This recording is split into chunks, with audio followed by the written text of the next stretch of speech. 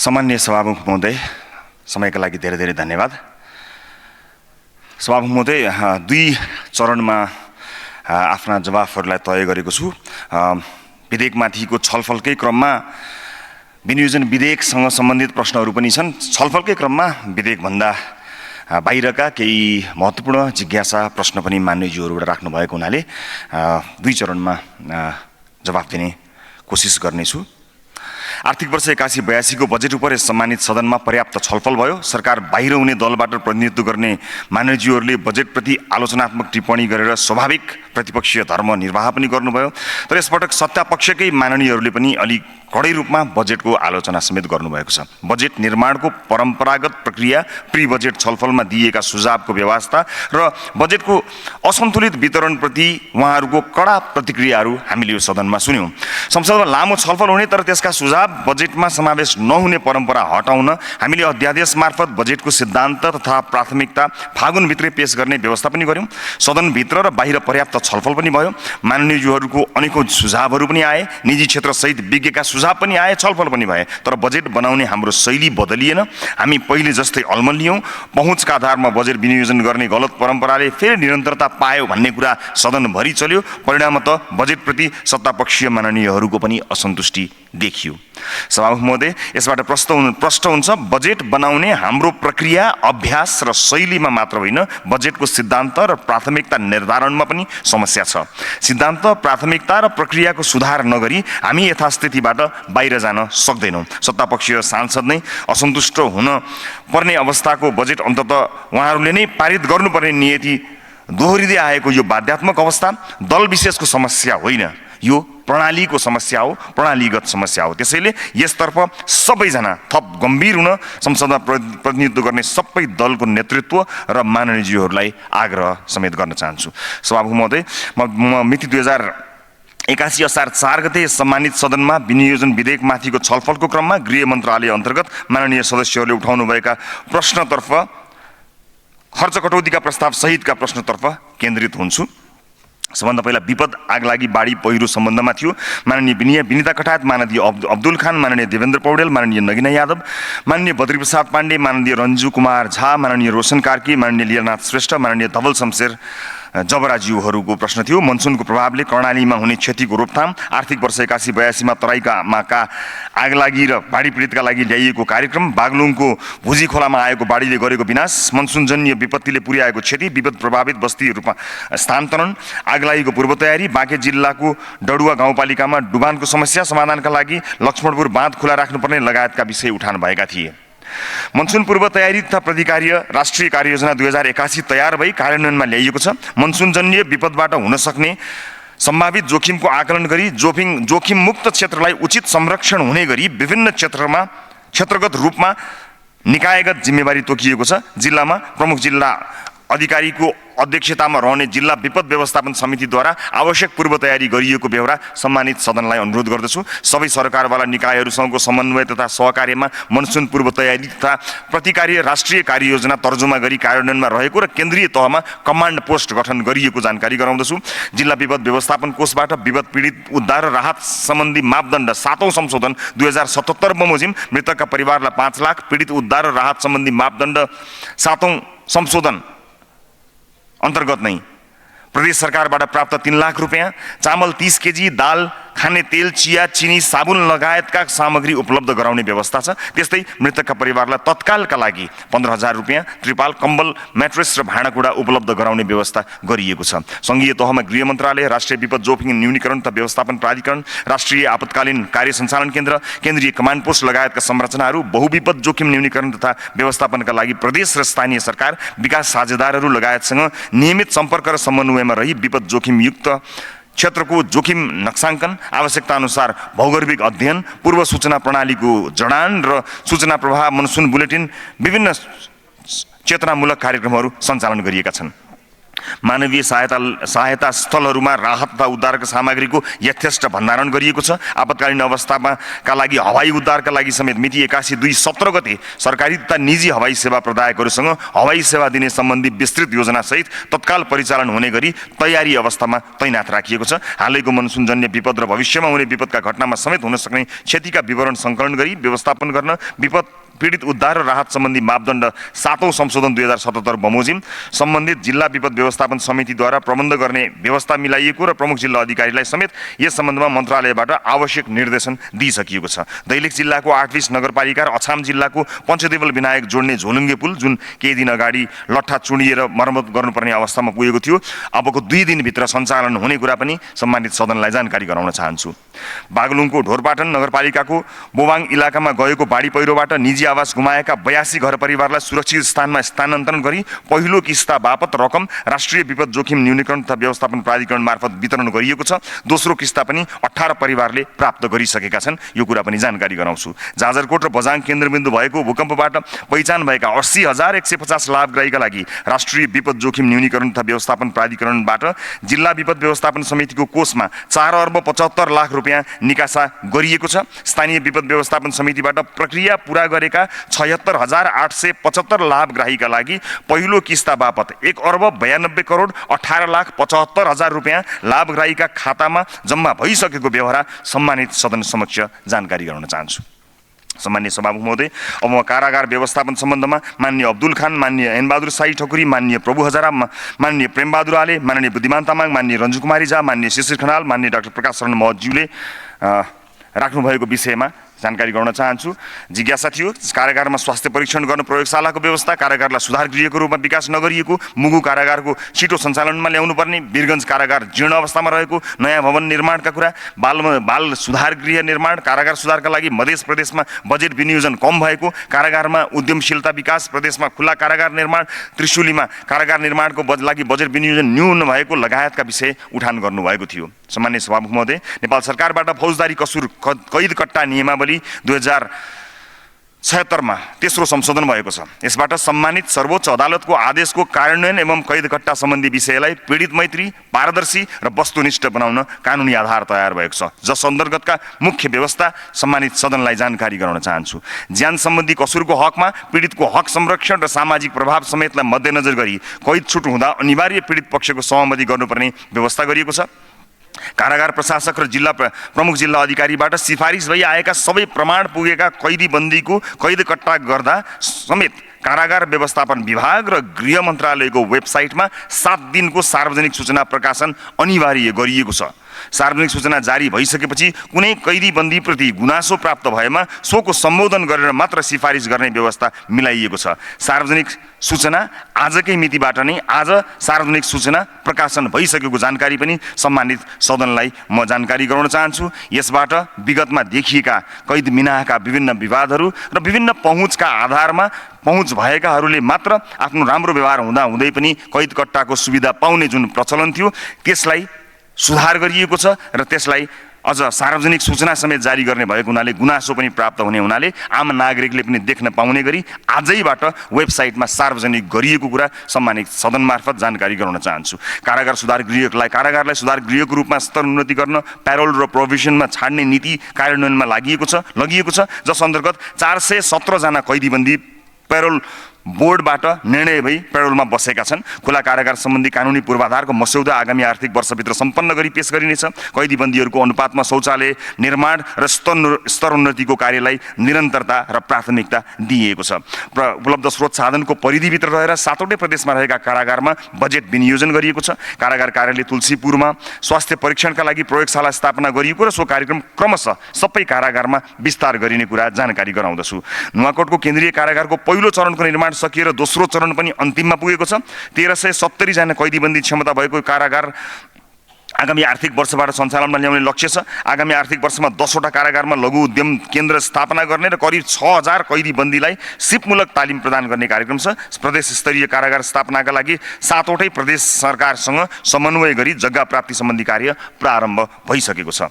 अब म राष्ट्रिय परिचय पत्र सम्बन्धमा आएका प्रश्नहरूबारे जानकारी गराउँछु, जसलाई माननीय अमनलाल मोदी, माननीय ऐनबहादुर साई ठकुरी, माननीय चन्द्रकान्त भण्डारी, माननीय तारा लामा तामाङ, माननीय निर्मला कोइराला, माननीय पूर्णबहादुर तामाङ, माननीय प्रदीप पौडेल, माननीय प्रभु हजारा, माननीय प्रेमबहादुर आले, माननीय प्रेम सुवाल, माननीय रामकृष्ण यादव, माननीय रेखा यादव, माननीय रोशन कार्की, माननीय शिशिर खनाल, माननीय सुनिता बराल ज्यूहरूले राख्नुभएको थियो। राष्ट्रिय परिचय पत्रको अनिवार्यता, स्थानीय तहबाट वितरण हुने व्यवस्था, एकमात्र परिचय पत्रको अवधारणा, जिल्ला प्रशासन कार्यालयमा भिड बढेको परिचय पत्र घर घरमा पुर्याउनु पर्ने, छपाई भएका परिचय पत्र पाएक पर्ने स्थानमा लिन सक्ने व्यवस्था गर्नुपर्ने लगायतका सन्दर्भहरू माननीयज्यूहरूले उठाउनु भएको थियो।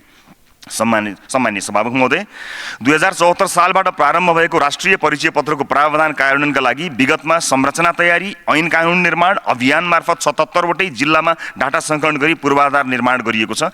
राष्ट्रिय परिचय पत्र सम्बन्धी कानुनले राष्ट्रिय परिचय पत्रलाई सार्वजनिक सेवा प्राप्तिका लागि मुख्य आधार तथा व्यक्तिको पहिचानका रूपमा व्याख्या गरेको छ। दीर्घकालीन रूपमा राष्ट्रिय परिचय पत्रलाई सामाजिक सुरक्षा लगायतका सबै सेवासँग आबद्ध गर्दै अनिवार्य गर्ने नेपाल सरकारको नीति छ। राष्ट्रिय परिचय पत्रका लागि एकपटक व्यक्तिगत तथा जैविक विवरण बायोमेट्रिक सङ्कलन गरे पश्चात अन्य सार्वजनिक सेवाका लागि पटक पटक विवरण दिनुपर्ने झन्झटिलो व्यवस्थाबाट नागरिकलाई सहज बनाउने उद्देश्य छ। अर्थात् सबै ठाउँमा, चाहे बैंकमा केवाइसी भर्दाको होस्, चाहे सरकारी सेवा लिन जाँदाखेरि पटक पटक धेरै ठाउँमा आफ्नो सम्पूर्ण विवरण, बुवाको नाम, बाजेको नाम, आमाको नाम, जन्ममिति लगायतका प्रतिलिपि लगायतका झन्झट जुन सरकारी कार्यालयमा हुन्छ, यसबाट ती सम्पूर्ण झन्झटबाट मुक्त गराएर फेसलेस र क्यासलेस सर्भिसको अवधारणामा अगाडि बढ्नको निमित्त मद्दत पुग्ने विश्वास लिएको छु। राष्ट्रिय परिचय पत्र अनिवार्य गरिँदा एकै लाभग्राहीले फरक फरक स्थान र फरक फरक लक्षित समूहबाट भत्ता प्राप्त गर्ने, दोहोरो भत्ता प्राप्त गर्ने सम्भावना हुँदैन। भत्ताको दुरुपयोग पूर्णतः रोकिने कुराको जानकारी गराउँदछु। यिनै नीतिगत कानुनी प्रावधान अनुसार नेपाल सरकार मन्त्री परिषदको मिति 81/2024 को निर्णय अनुसार सामाजिक सुरक्षाका लाभग्राहीको पहिचान, दर्ता तथा नवीकरणका लागि हाल 28 जिल्लामा मात्र राष्ट्रिय परिचय पत्र अनिवार्य गरिएको छ।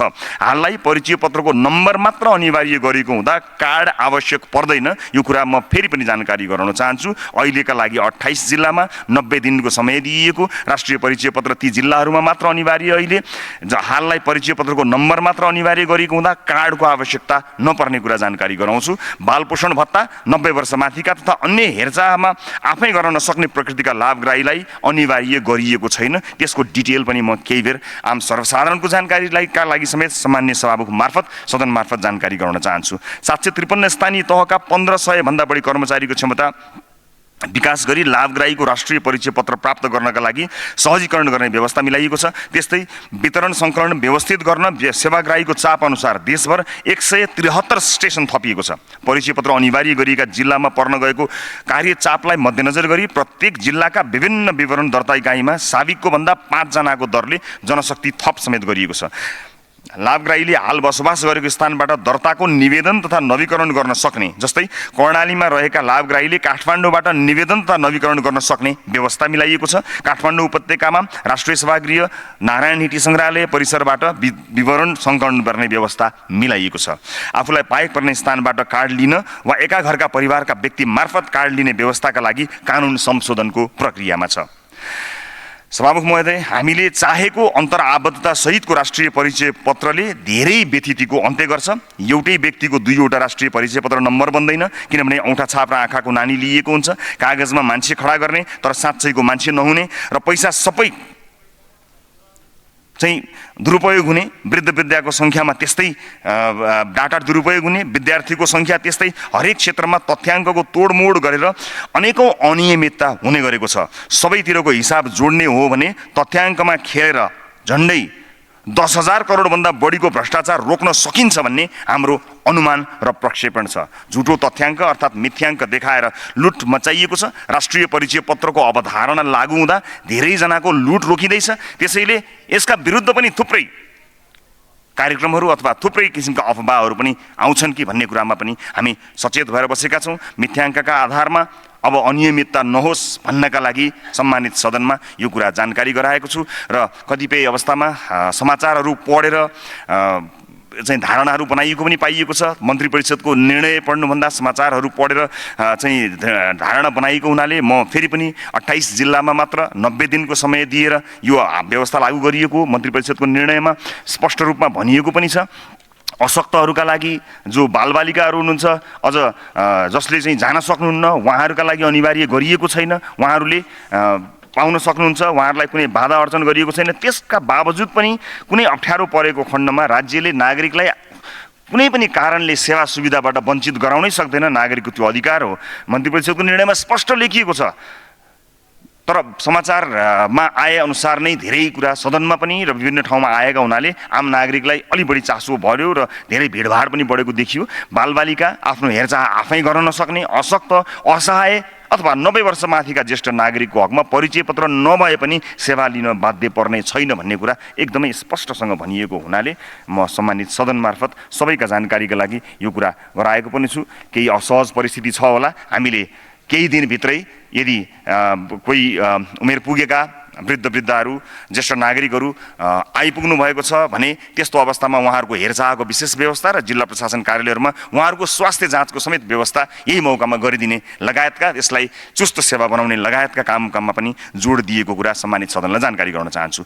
लागु औषध नियन्त्रण सम्बन्धमा माननीय पूर्णबहादुर तामाङ, माननीय प्रेमबहादुर आले, माननीय महेन्द्र राय यादव, माननीय रञ्जु कुमारी झा, माननीय रामकृष्ण यादव, माननीय लालवीर चौधरी, माननीय लीलानाथ श्रेष्ठज्यूहरूले जिज्ञासा राख्नुभएको थियो। विदेशबाट लागु औषध भित्रिरहेको नेपाल ट्रान्जिट पोइन्ट बनेको युवाहरू लागु औषध दुर्व्यसनमा फँसेको पुनःस्थापना केन्द्र स्थापना, लागु औषध नियन्त्रणका लागि आगामी वर्षको कार्यक्रम लगायत विषय उठान गरिएका थिए। सम्मान्य सभामुख महोदय, अन्तर्राष्ट्रिय सीमा नाकामा लागु औषध ओसार प्रसार नियन्त्रणमा सशस्त्र प्रहरी बलले सीमाबाट नेपाल भित्रिने प्रत्येक यात्रुको चेक जाँच कडाइका साथ गर्ने व्यवस्था मिलाइएको छ। समुदायसँग प्रहरी अभियान मार्फत नेपाल प्रहरीले मुलुकभर लागु पदार्थको प्रयोग विरुद्ध चेतनामूलक कार्यक्रम सञ्चालन गरिरहेको छ।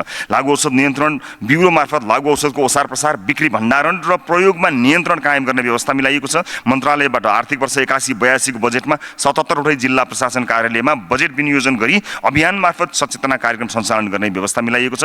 मन्त्रालयले समय समयमा जनचेतना जगाउने उद्देश्यले प्रदेशगत र स्थानीय निकायका समेत कार्यक्रम सञ्चालन गर्दै आएको छ। लागु औषध प्रयोगकर्ताका लागि पुनःस्थापना केन्द्र सञ्चालन निर्देशिका बमोजिम पुनःस्थापना केन्द्र सञ्चालन भई तिनीहरूको प्रोत्साहनका लागि अनुदान र पुरस्कारको व्यवस्था गरिएको छ। त्यस्ता केन्द्रहरूले मापदण्ड पूरा गरे वा नगरेको अध्ययन पनि गरिनेछ। लागु औषधको दुर्व्यसनीमा फँसेका मानिसहरूले मौका नपाएर लामो समय अथवा सम्पूर्ण जीवन धेरै लामो समय जेलमा बिताउनु पर्ने जुन अवस्था सिर्जना भएको छ त्यसको पुनरावलोकन, त्यसको पुनर्मूल्याङ्कन गर्नुपर्ने आवश्यकता कडा भएको छ। मन्त्रालयले लागु औषधको दुर्व्यसनीमा फँसेकाहरूका लागि अनादर चान्स र लागु औषध बेचबिखन गर्नेका लागि कानुनी रूपमा नो चान्सको नीति लिएको हुनाले यो कुराको जानकारी पनि म सम्मानित सदन मार्फत आम सर्वसाधारण र मान्यज्यूहरूलाई गराउन चाहन्छु।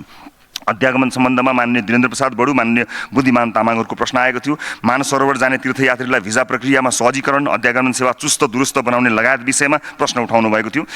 सामान्य सभामुख महोदय, नेपालबाट मानस सरोवर जाने तीर्थयात्रीमा मुख्य नेपाली र भारतीय हुने, भारतीय यात्रीका लागि नेपाल आगमनमा भिजा आवश्यक नभएको कुरा जानकारी गराउँछु। अन्य देशबाट नेपाल आई मानस सरोवर जाँदा नेपालको भिजा आगमन बिन्दुमा नै प्रदान गर्ने व्यवस्था गरिएको छ।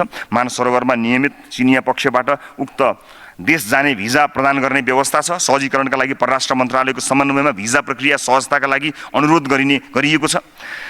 अध्यागमन सुधारका लागि त्रिभुवन विमानस्थलमा प्रस्थान कक्षतर्फ 4वटा नयाँ डेस्क हालसालै थप गरिएको छ। त्यहाँ दरबन्दी अनुसारको जनशक्ति पुरा गरिएको छ। अध्यागमन कार्यालयहरूमा क्रमशः गौतम बुद्ध अन्तर्राष्ट्रिय विमानस्थल, पोखरा अन्तर्राष्ट्रिय विमानस्थल, बेलैया, रूपन्देही, रसुवा र कोदारी गरी 5वटा कार्यालयमा office automation, online payment, website र इमेल अपडेट सम्बन्धी अभिमुखीकरण कार्यक्रम सम्पन्न गरी यी सेवाहरू सुरुवात गरिएका छन्। नेपाल चीन सीमाका जिल्लाका नागरिकलाई चीन आवत जावत गर्न बारकोड सहित एन्ट्री एक्जिट अनुमति पत्रको व्यवस्था गरिएको छ। सामान्य सभामुख महोदय, एउटा जटिल र अप्ठ्यारो परिस्थिति भिजिट भिजाका सन्दर्भमा छ, जसका लागि केही गृह मन्त्रालयले गरेको छ। नेपाली नागरिकहरू देशमा रोजगारीको अवसर नपाउँदा अझ विशेष गरेर महिला श्रमिकहरू भिजिट भिजामा जाने, दुबई जाने र त्यहाँबाट अन्य विभिन्न देशहरूमा जाने क्रम बढ्दो छ। यसका लागि बिचौलियालाई थुप्रै पैसा दिएर जाने गरेको गुनासो निरन्तर आइरहेको छ। यहाँ एउटा समस्या छ जसलाई समाधान गर्ने हेतुमा मन्त्रालयले अहोरात्र काम गरिरहेको छ।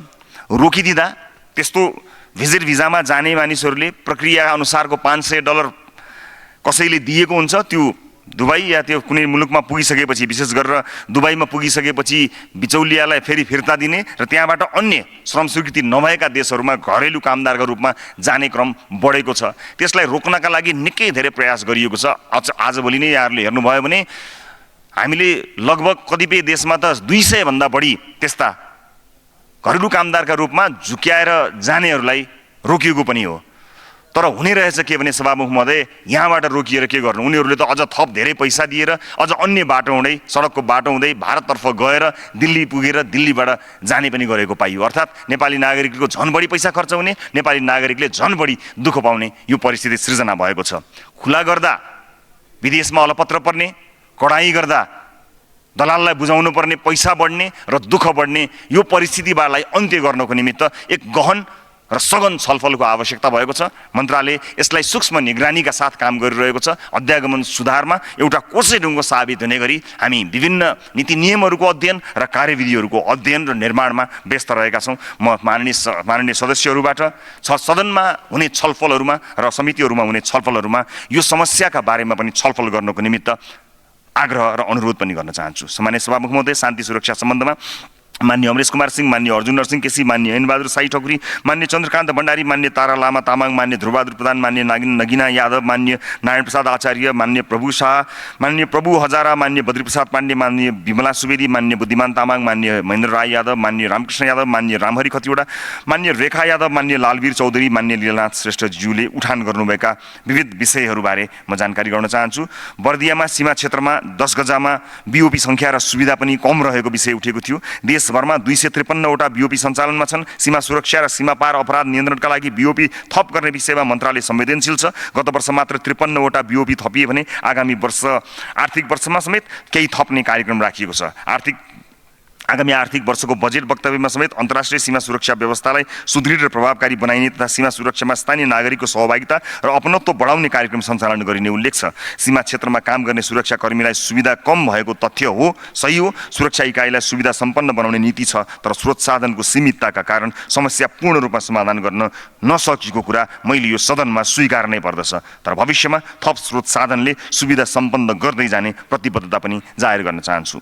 सीमाका नागरिकको सुरक्षाकर्मीले दुःख दिएको विषय उठेको थियो। सीमा क्षेत्रमा रहेका नागरिकलाई सीमा पार आवत जावतमा सहजीकरण गर्ने सरकारको नीति छ। सो अनुसार उत्तरी सीमातर्फ कोभिडको समयमा रोकिएका परम्परागत 14 वटा नाका खुला गरिएको छ भने दक्षिणी सीमातर्फ समेत सहज रूपमा आवत जावत गर्ने व्यवस्था गरिरहेको बेहोरा मान्यज्यूहरूलाई विदितै छ। सीमा पार अपराध रोक्ने र भन्सार छली गर्ने उद्देश्यले अवैध रूपमा ओसार प्रसार गरिने गरेका सामानको सम्बन्धमा चेक जाँच गर्ने विगतदेखिकै कार्यलाई थप प्रभावकारी बनाउने बाहेक नागरिकलाई दुःख दिने कार्य नभएको तथ्य सम्मानित सदन समक्ष जानकारी गराउन चाहन्छु। त्यस्ता गुनासाहरू आएमा त्यस्ता गुनासा उप कारबाही हुने कुराको पनि सुनिश्चितता सम्मानित सदनमा गर्न चाहन्छु।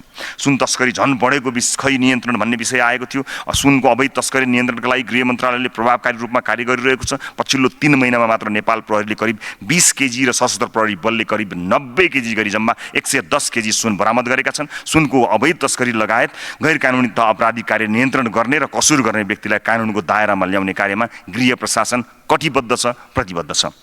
प्रहरी चौकीहरूले जबरजस्ती व्यक्तिका सवारी साधन कब्जा गर्ने र आफैले प्रयोग गर्ने गरेको गुनासोका सन्दर्भमा नेपाल प्रहरीले ट्राफिक नियम उल्लङ्घन गर्ने सवारी साधन धनीलाई कानुन बमोजिम कारबाही गर्ने गरेको छ। यसै क्रममा भन्सार छली लगायतका गैर कानुनी कार्यमा जफतसम्मका कारबाही भएका हुन सक्दछन्। त्यसरी जफत गरिएका सवारी साधन कानुन बमोजिम भन्सार र राजस्व अनुसन्धान कार्यालयमा दाखिल गर्ने गरिएको छ। प्रहरीले गैर कानुनी रूपमा व्यक्तिका सवारी साधन कब्जा गर्ने गरेको र आफैले प्रयोग गर्ने गरेको कुरा मन्त्रालयको औपचारिक जानकारीमा छैन। कोही कसैले कानुन विपरीत गरेको भए त्यस्तो गर्नेलाई कडा कारबाही हुने कुराको सुनिश्चितता म सम्मानित सदनमा गर्न चाहन्छु। सरकारी जग्गाको संरक्षणको विषयमा के भइरहेको छ भन्ने प्रश्नमा गृह मन्त्रालयले स्थानीय प्रशासन मार्फत अतिक्रमित सरकारी सार्वजनिक जग्गाको लगत सङ्कलन गर्ने र अतिक्रमित जग्गा फिर्ता ल्याउने कार्यको अभियान नै चलाएको छ। यस अभियानबाट पछिल्लो 3 महिनामा अतिक्रमित र गैर कानुनी प्रयोग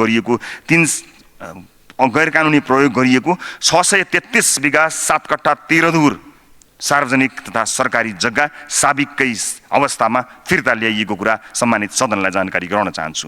अतिक्रमण भएका अन्य सार्वजनिक र सरकारी जग्गा सम्बन्धी निकायसँगको समन्वय तथा सहकार्यमा फिर्ता ल्याउने कार्यलाई भविष्यमा समेत निरन्तरता दिने बेहोरा सम्मानित सदनलाई जानकारी गराउन चाहन्छु।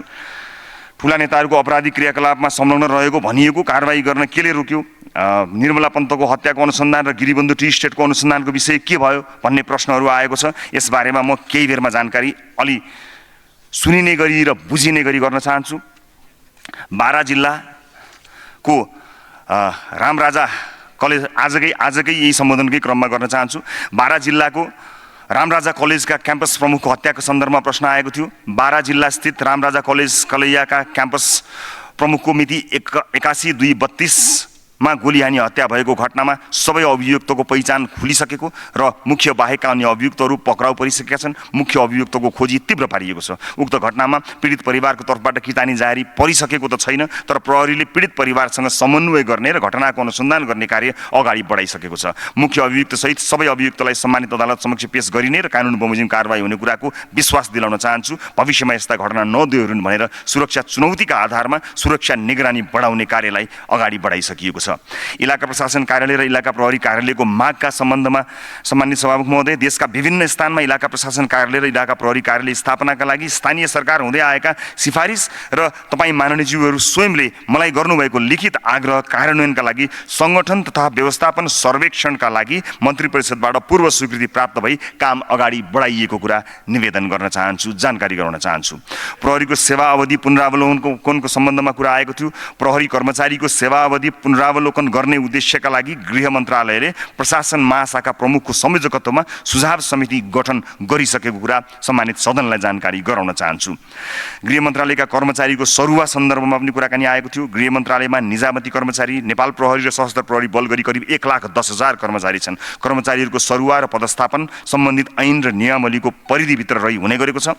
कर्मचारीको नियमित हुने सरुवामा मेरो कुनै चासो छैन। यो स्वाभाविक र नियमित प्रक्रिया हो। माननीयज्यूहरूले गृह मन्त्रालय अन्तर्गत हुने सरुवामा समेत चासो देखाएर सुशासनको अभियानमा टेवा नै पुर्याएको मैले ठानेको छु। आज भर्खर पनि सशस्त्र प्रहरीका 18 डिएसपी सहित 237 जनाको सरुवा भएको छ। नियमित हुन्छन् र कुनै बेला नेतृत्वले बेस्ट पर्सन इन बेस्ट प्लेसका आधारमा कार्यविधिको मातहतमा रहेर यस्ता कार्यहरू हरेक निकायमा हुने गर्दछन्। ती स्वाभाविक रूपमा भइरहेका कार्यहरू हुन् भन्ने कुरा सम्मानित सदनलाई जानकारी गर्न चाहन्छु। र म गृह मन्त्रालयको बजेटका सन्दर्भमा छोटो जानकारी गराउँछु। आगामी आर्थिक वर्षमा गृह मन्त्रालयका लागि 1,98,7,07,00,000 बजेट प्रस्तावित छ। आकारको हिसाबले यो निकै ठुलो देखिन्छ, तर 1,10,000 कर्मचारीको तलब भत्ता र करिब 38 लाख नागरिकको सामाजिक सुरक्षा भत्तामा गरी करिब 97% बजेट चालु खर्चमा नै जान्छ। बजेट अभावकै कारण सीमा सुरक्षा र राजस्व चुहावट नियन्त्रणमा खटिने सुरक्षाकर्मी अहिले पनि त्रिपाल मुनि बसिरहेका छन्। शान्ति सुव्यवस्था कायम र अपराध अनुसन्धान गर्ने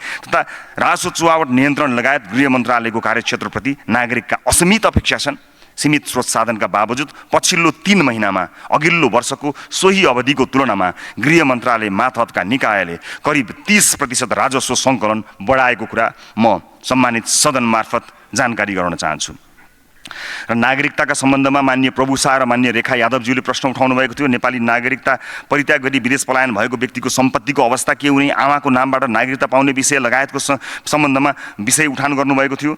नेपाली नागरिकताको प्रमाणपत्र जारी तथा व्यवस्थित गर्ने कार्यविधि 2081 तर्जुमा हुने क्रममा छ। यही साता नै यो कार्यविधि प्राप्त हुन्छ र आउने साताको मन्त्री परिषदको बैठकमा लगेर यसलाई पास गरी कार्यान्वयनको चरणमा लिएर जाने कुरा म सभामुख महोदय मार्फत सम्मानित सदनलाई जानकारी गर्न चाहन्छु। कार्यविधिले आमाको नामबाट नागरिकता जारी गर्न कठिनाई परेको कुरालाई मध्यनजर गर्दै त्यस्ता कयौं विषयहरूलाई कार्यविधिले समेट्ने र गैरावश्यक नेपाली नागरिकता प्राप्त गर्ने कार्यको व्यवस्थापनका विषयमा देखिएका जटिलतालाई त्यस कार्यविधिले सम्बोधन गर्ने कुरा को जानकारी गराउन चाहन्छु। विशेष गरी गैरावश्यक नेपाली नागरिकले पाउने राजनीति बाहेकका अधिकार सम्बन्धमा कानुन निर्माणको क्रममा छ। यसलाई व्यवस्थित गरेर र संविधानले दिएको अधिकारलाई सुनिश्चित गर्ने कुरामा गृह मन्त्रालय कटिबद्ध भएर लागेको कुरा बताउन चाहन्छु। सम्माननीय सभामुख महोदय, अन्त्यमा यसै सदनबाट विनियोजनकै क्रममा तर विनियोजनभन्दा फरक ठाउँमा गएर सोधिएका महत्त्वपूर्ण प्रश्नहरूको जवाफ दिने कोसिस गर्नेछु। दुईवटा प्रसङ्ग पहिला, अन्य प्रसङ्ग फेरि छोड्छु, जसबारे जनस्तरबाट स्वाभाविक चासो र चिन्तापूर्वक प्रश्न उठिएको थियो। म जसलाई सम्मान पनि गर्दछु। सम्मानित सदनमा जुन ढङ्गले विषयहरू उठ्छन्, कहिलेकाहीँ कुन विषय सुन्ने समयमा, कुन समय आकस्मिक समयमा, कुन समय विषयगत छलफलमा भन्ने कुराको अन्यल रहिरहँदा कहिलेकाहीँ बहसहरू अन्यत्र भाडिने गरेको पनि देखिएको छु, जसले गर्दा चर्को स्वर, व्यङ्ग्यात्मकता, खिचिटिउरी, छेडखानी जस्ता विषयहरू संसदमा प्रवेश गरेका छन्। यसलाई बौद्धिक जगत र आम मानिसले चासोका रूपमा हेरेका छन्, चिन्ताका रूपमा अभिव्यक्त गरेका छन्। सम्मानित सदनलाई यसबारे जानकारी गराउन चाहन्छु। पहिलो विषय जीवी राई पक्राउबारे। विभिन्न सहकारी संस्थाको रकम अवचलन गरेको अभियोग लागेपछि जिल्ला अदालत कास्कीले राई लगायत हालसम्म 19 जना विरुद्ध पक्राउ पूर्जी जारी गरेको छ। त्यसमध्ये हालसम्म 5 जना पक्राउ पर्दा राई फरार छन्। उनी विदेशमा रहेको सूचनापछि प्रहरीले इन्टरपोलबाट माघ 12, 2080 मा डिफ्युजन नोटिस जारी गरेको थियो भने माघ 25 मा रेड नोटिस जारी गरेको थियो। उनी मलेसियामा छन् भन्ने जानकारीका आधारमा रेड नोटिस जारी गरिसकिएको थियो। यी घटना म गृह मन्त्रालयको नेतृत्वमा आउनु अघि अर्थात् 80 साल फागुन 24 गते अघिका हुन्। प्रहरीले खोजी गरिरहेका बेला उनी कसरी विदेशिए प्रश्न गर्ने ठाउँ त छ। अहिले यो प्रश्न पुरानो भइसक्यो होला, तर राज्यका निकाय र संयन्त्रलाई प्रयोग गर्दै उनी त्यतिखेर बाहिरिएका पक्कै हुन्।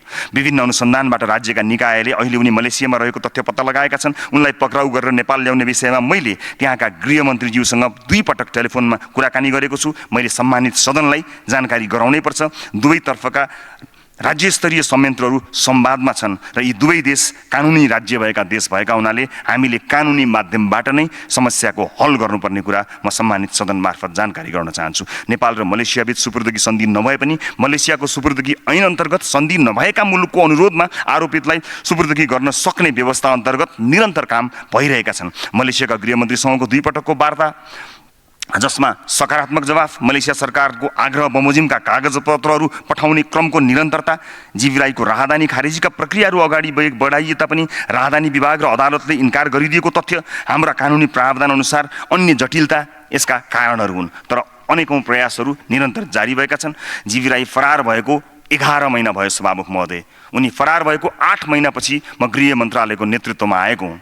म प्रतिपक्षमा हुँदा पनि यो पक्राउबारे सरकारको ध्यान आकर्षण गराएकै हुँ र आकाशमा भए पनि पातालमा भए पनि पक्राउ गर्छौँ मैले नै भनेको हुँ। म आफ्नो भनाइमा प्रतिबद्ध छु। म आफ्ना भनाइमा प्रतिबद्ध मात्र होइन, गराइमा पनि इमान्दार भएर लागि परिरहेको छु। जीवी राईलाई नेपाल ल्याएर पीडितको बचत फिर्ता हुने वातावरण बनाउन सरकार प्रयासरत छ, प्रतिबद्ध छ। निरन्तर रूपमा लाग्दै आएका लान्छनाबाट मुक्ति पाउन, सत्य तथ्य उद्घाटित हुन, व्यक्तिगत रूपमा मेरा लागि पनि उनको पक्राउ बेग्र प्रतीक्षाको विषय हो सभामुख महोदय। केही कानुनी जटिलता पार गर्दै राजनीतिक र कूटनीतिक सम्बन्ध मार्फत जीवी राईलाई नेपाल ल्याउन सरकार सफल हुने कुरामा म पूर्ण विश्वस्त छु। दोस्रो विषय, फाइल किन खोलिएन, चेकलिस्ट कहाँ गयो भन्ने बारे मानवज्यूहरूले राख्नुभएको प्रश्न र जिज्ञासाका सन्दर्भमा म बताउँछु। प्रहरीको चेन अफ कमान्ड र बढुवा सरुवामा चाहिँ केही समस्या पर्यो कि भन्ने कुराको बारेमा आएको प्रश्नबारे पनि जानकारी गराउन चाहन्छु। ठुला फाइल भन्नुभन्दा पहिला चेन अफ कमान्ड र घटुवा बढुवाका विषयमा केही कुरा राख्ने अनुमति चाहन्छु। सामान्य सभामुख महोदय, प्रहरीको चेन अफ कमान्डलाई कुनै पनि किसिमले प्रभावित पार्ने कार्य गृह मन्त्रालयबाट भएको छैन। विगतका हाम्रा केही अनुभवहरूमा इमान्दार पहुँच नभएका धेरै प्रहरी अधिकारीहरू पछाडि छुटेका छन् र पहुँचका आधारमा केही मानिसहरू अगाडि बढेको कुरा सबै सामु छर्लङ्ग छ। मात्र यसपटक पुरै इतिहासलाई हेरेर कुनै कालखण्डमा कोही अन्यायमा पर्यो कि अथवा कसैले प्रभावमा पो पार्यो कि पहुँचका आधारमा भन्ने कुरालाई मध्यनजर राख्दै न्याय गर्ने प्रयास गरिएको छ। लामो अन्यायको सिलसिलाको बीचमा धेरै न्याय गर्न नसके पनि अन्याय नहोस् भन्ने कुरामा हामी कटिबद्ध छौँ। यो नियमित प्रक्रियालाई हामीले अगाडि बढाएका छौँ। जहाँसम्म ठुला काण्डहरूको बारेमा हिम्मत छ भन्ने विषयमा प्रश्न आएको थियो, गिरीबन्धु, यति ओम्नी लगायतका विषयमा हिम्मत छ भन्ने खालका प्रश्नहरू आएका थिए। म सम्मानित सदन मार्फत मान्यज्यूहरूलाई जानकारी गराउन चाहन्छु।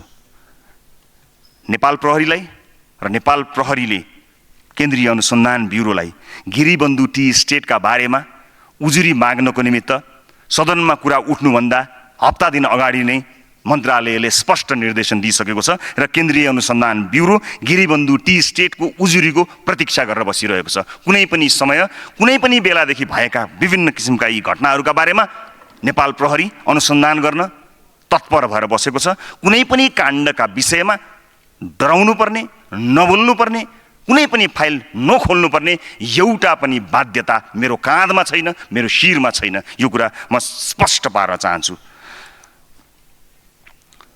त्यो सँगै सामान्य सभामुख महोदय मार्फत म जानकारी गराउन चाहन्छु।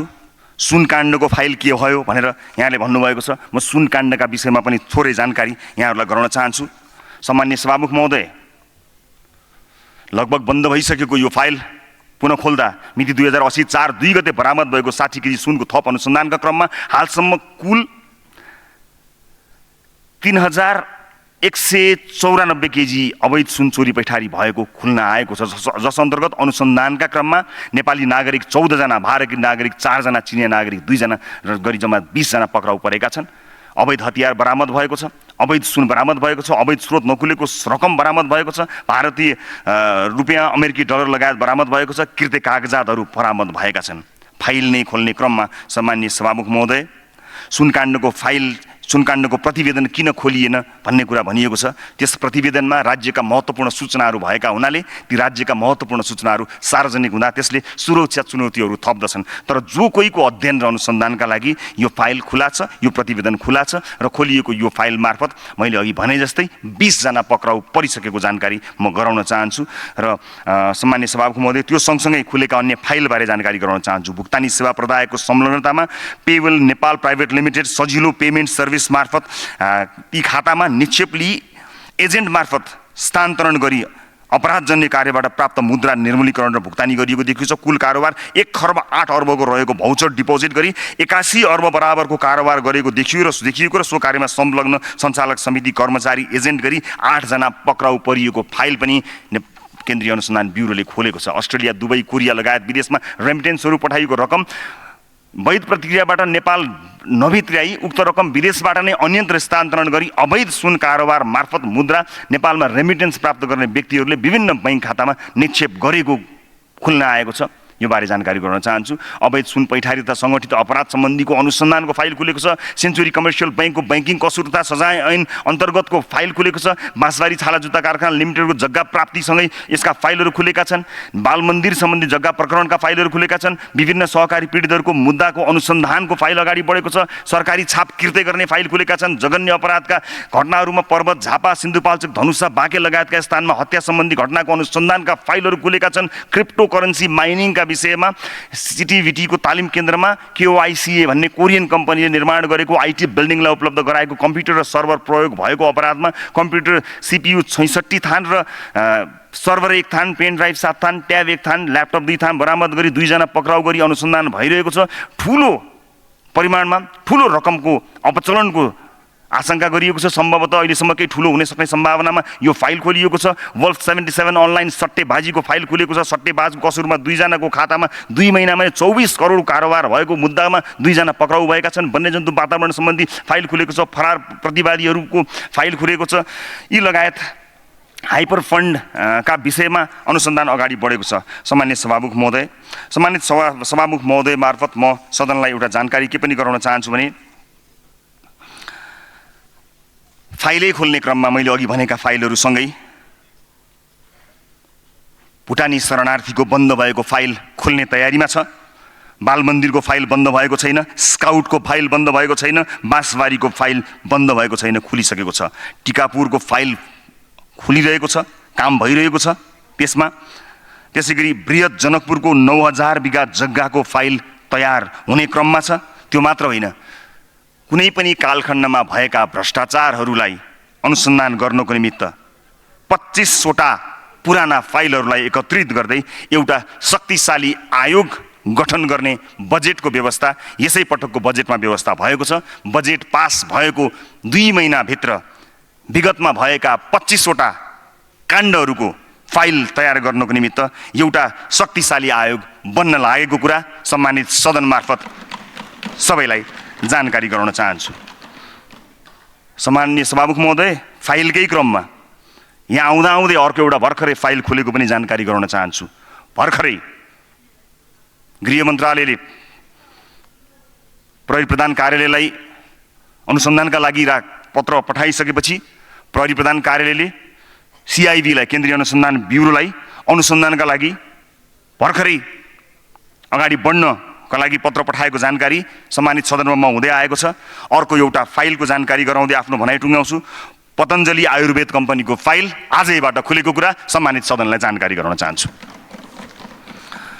जाँदा जाँदै सम्मानित सभामुख महोदय, एकजना माननीयज्यूले हिजोको बैठकमा सहकारी प्रकरणको छानबिन गरिरहेका जिल्ला प्रहरी कार्यालय काशीका प्रहरी निरीक्षकको गृहमन्त्रीले नै सरुवा गरेको भ्रमपूर्ण अभिव्यक्ति दिनुभयो। लान्छना लगाउन अभ्यस्तहरूलाई जवाफ दिने मन थिएन सभामुख महोदय, तर भ्रम निवारणका लागि आवश्यक देखिएकाले केही तथ्य मात्र राख्न चाहन्छु। यसभन्दा अगाडि पनि यही सदनमा म संलग्न भएर 1 अर्ब रुपियाँ ऋण आफैले निवेदन दिएर माग गरेको प्रमाण मसँग छ भनियो। मैले प्रमाण दिनुहोस् भन्दा प्रमाण दिन सकिएन। मेरो चरित्र हत्या भयो, लान्छना म माथि लगाइयो। म अझै पनि त्यो प्रमाण कुरिरहेको छु, तर प्रमाण प्राप्त भएन। निराधार आधारमा आरोप लगाइयो। हिजो भर्खरै फेरि पनि त्यस्तै आरोप लगाइयो। सम्मान्य सभामुख महोदय, पहिलो कुरा, प्रहरी निरीक्षकको सरुवा प्रहरी महानिरीक्षकको नियमित काम हो, गृहमन्त्रीको काम होइन। हरेक प्रहरी निरीक्षकको सरुवामा गृहमन्त्रीलाई जोड्नुको उद्देश्य व्यक्तिगत प्रतिशोध बाहेक अन्य केही हुन सक्दैन। दोस्रो, जिल्ला प्रहरी कार्यालय कास्कीमा कार्यरत प्रहरी निरीक्षक सूर्यबहादुर राणाको 2081 वैशाख 26 गते नियमित प्रक्रियामा सरुवा भएको रहेछ। त्यसबेला प्रहरी प्रधान कार्यालयले उनीसहित 519 जना प्रहरी निरीक्षकको सरुवा गरेको रहेछन्। उनी महोत्तरीको गौशाला प्रहरी कार्यालयको इन्चार्जका रूपमा सरुवा भएका रहेछन् र आफ्नो कार्य पुरा भएको ठाउँबाट सरुवा उनले आफूले मागेका कारणले सरुवा भएको कुराको जानकारी प्राप्त भएको छ। तेस्रो, सहकारी प्रकरणको अनुसन्धान सकिएपछि जिल्ला अदालतमा मुद्दा समेत दर्ता भइसकेपछि प्रहरी निरीक्षक राणाको सरुवा भएको तथ्य रहेछ। अनुसन्धान सकिएर मुद्दा समेत दर्ता भइसकेको अवस्थामा नियमित प्रक्रियामा भएको सरुवालाई अनुसन्धान प्रभावित बनाउने गृहमन्त्रीको उद्देश्य भनेर आरोप गर्नु बेइमानी हो। सभामुख महोदय, प्रहरी सरुवा प्रक्रियाको सामान्य जानकारी समेत नराखी सम्मानित सदनमा निहित स्वार्थका लागि यस्ता तथ्यहीन आरोपका श्रृङ्खलाहरू बन्द गर्नको निमित्त म माननीयज्यूहरूलाई हार्दिकतापूर्वक अनुरोध गर्न चाहन्छु। मलाई लाग्छ साथीहरू, सहकारी पीडित पो भन्दा बढी चिन्ता बदनाम गराउनमा पो लागिरहनु भएको छ कि मलाई चिन्ता लागेर सम्मान्य सभामुख मार्फत यो कुरा जानकारी गराउन चाहन्छु। अन्त्यमा सम्मानित सभामुख महोदय, मैले आफ्ना मन्त्रालय अन्तर्गत सोधिएका विषयहरूको पनि जानकारी गराएँ र त्यसै मेसोमा सोधिएका यी अनेक प्रश्नहरू जसलाई अनुत्तरित छोड्नु त्यति वाञ्छनीय नहुने भएका हुनाले मैले विनम्रतापूर्वक यी कुराहरूलाई आफ्ना तर्फबाट कुराहरू राखेँ। म अन्त्यमा यति अनुरोध गर्न चाहन्छु कि हामी के कुरा सदनमा पनि के कुरा सुन्ने समयमा, विशेष समयमा या विषयगत समयमा भन्ने कुरा छुट्याउन सक्नुपर्ने ठाउँमा पुग्नुपर्छ भन्ने मेरो विनम्रतापूर्वक अनुरोध छ। हामी सबैले जिम्मेवार भएर सदनमा प्रस्तुत भइदिँदा सदनको सम्मान र गरिमा बढ्नेछ। हामी हाम्रो तर्फबाट अधिकतम प्रयास गर्नेछौँ। म मेरा तर्फबाट अधिकतम प्रयास गर्नेछु। सम्पूर्ण मान्यज्यूहरूलाई म सदनको गरिमा र मर्यादामा एकबद्धताका लागि हार्दिक अपिल गर्दै आफ्ना भनाइहरू यहीँ टुङ्ग्याउँछु। स्पष्टीकरणमा केही कुरा आएछन् भने म तिनको जवाफ दिन फेरि उपस्थित हुनेछु। धेरै धेरै धन्यवाद सभामुख महोदय। माननीय सदस्यहरू, अब उक्त जवाफका सम्बन्धमा स्पष्टीकरण माग गर्न चाहनुहुने माननीय सदस्यहरूलाई समय दिन्छु। विनियोजन विधेयक अन्तर्गत विभिन्न मन्त्रालयहरूसँग सम्बन्धित शीर्षकहरूमाथि 2081 असार 4 गते छलफलमा भाग लिनुभएका माननीय सदस्यहरूले मात्र स्पष्टीकरण माग गर्न पाउनुहुने बेहोरा माननीय सदस्यहरूलाई जानकारी गराउँछु। स्पष्टीकरण माग गर्न चाहनुहुने प्रत्येक माननीय सदस्यलाई 1 मिनेटको समय निर्धारण गरेको छु। माननीय सदस्यहरू, स्पष्टीकरण माग गर्न चाहनुहुने माननीय सदस्यहरूले सजिलोको लागि आफ्नो आफ्नो नाम सभामुखको डायससँगै बसेका सचिवालयका कर्मचारीहरूलाई 3 मिनेटभित्र लिखित रूपमा उपलब्ध गराइदिनु हुन अनुरोध गर्दछु।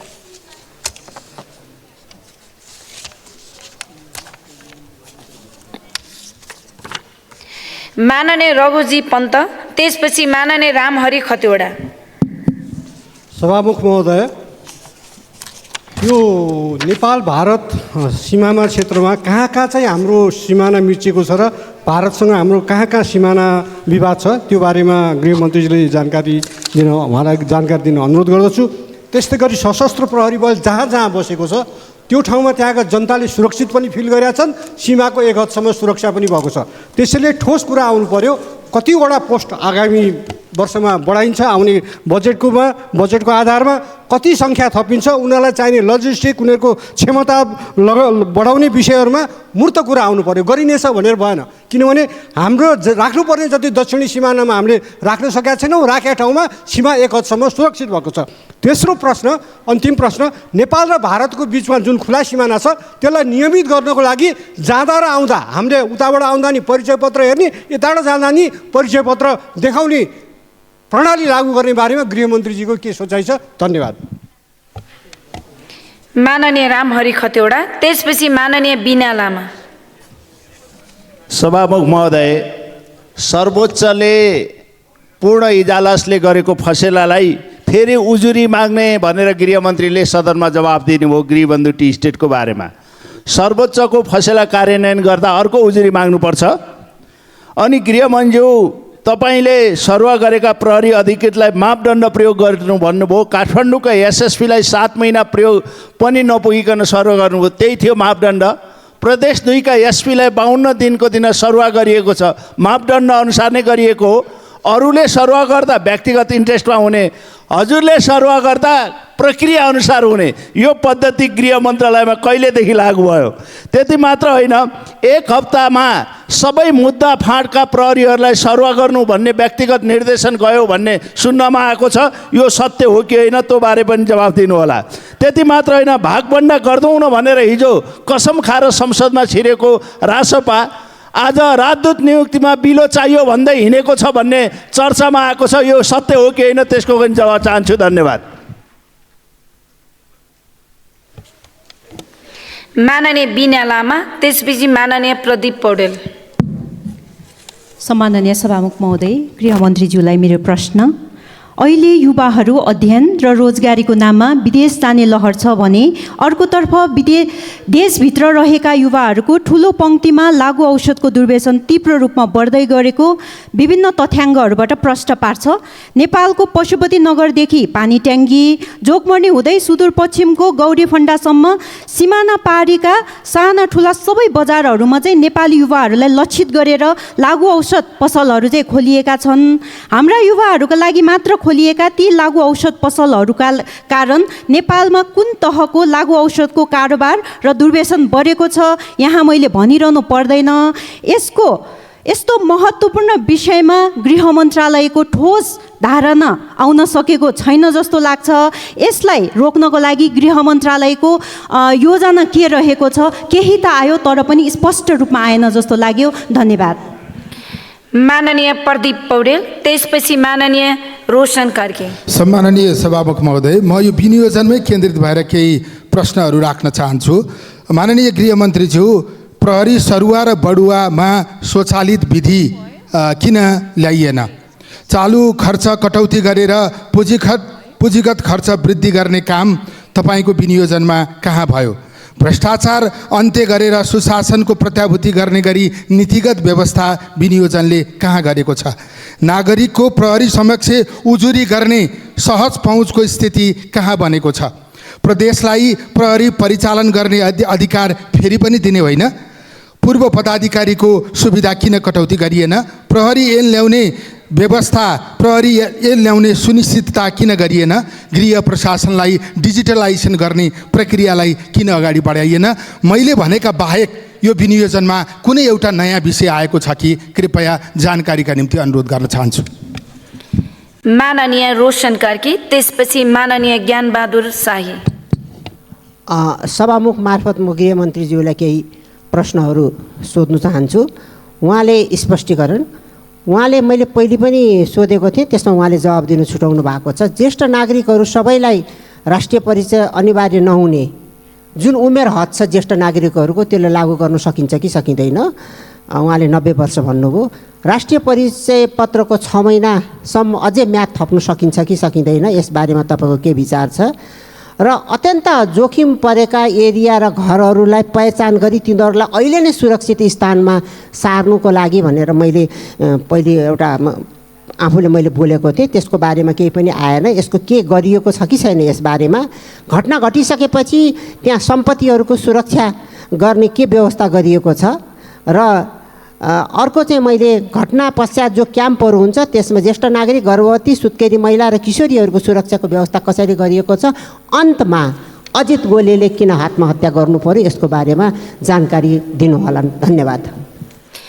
माननीय ज्ञानबहादुर शाही, त्यसपछि माननीय बुद्धिमान तामाङ। सम्माननीय सभामुख महोदय, माननीय गृहमन्त्रीलाई सभामुख मार्फत सोध्न चाहन्छु। यो फिजिकल फिट र मानसिक ठिक भएका मान्छेले नेपाल प्रहरीमा जाहिर खाने हो, तर उनीहरूलाई न त भत्ता छ न त केही पनि छैन।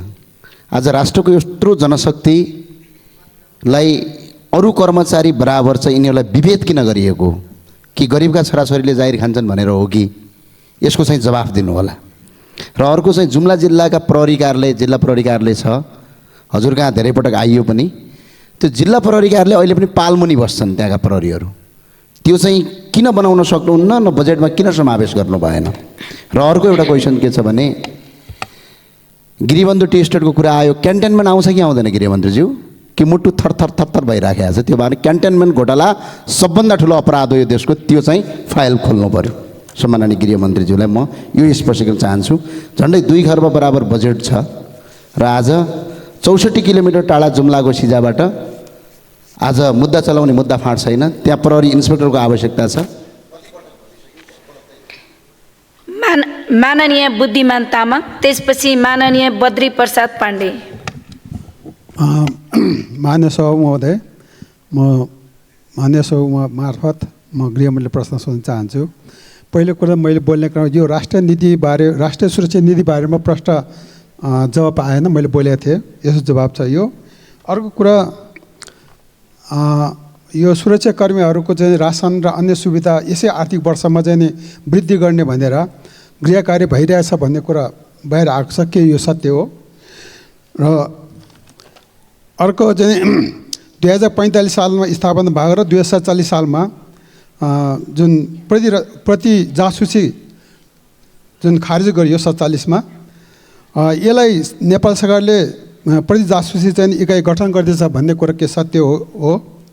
त्यस्तै नेपाल लागु औषध पदार्थको चाहिँ अन्तर्राष्ट्रिय ट्रान्जिट पोइन्ट भएको छ भन्ने कुरा के सत्य हो?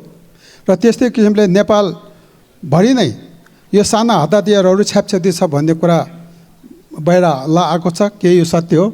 धन्यवाद।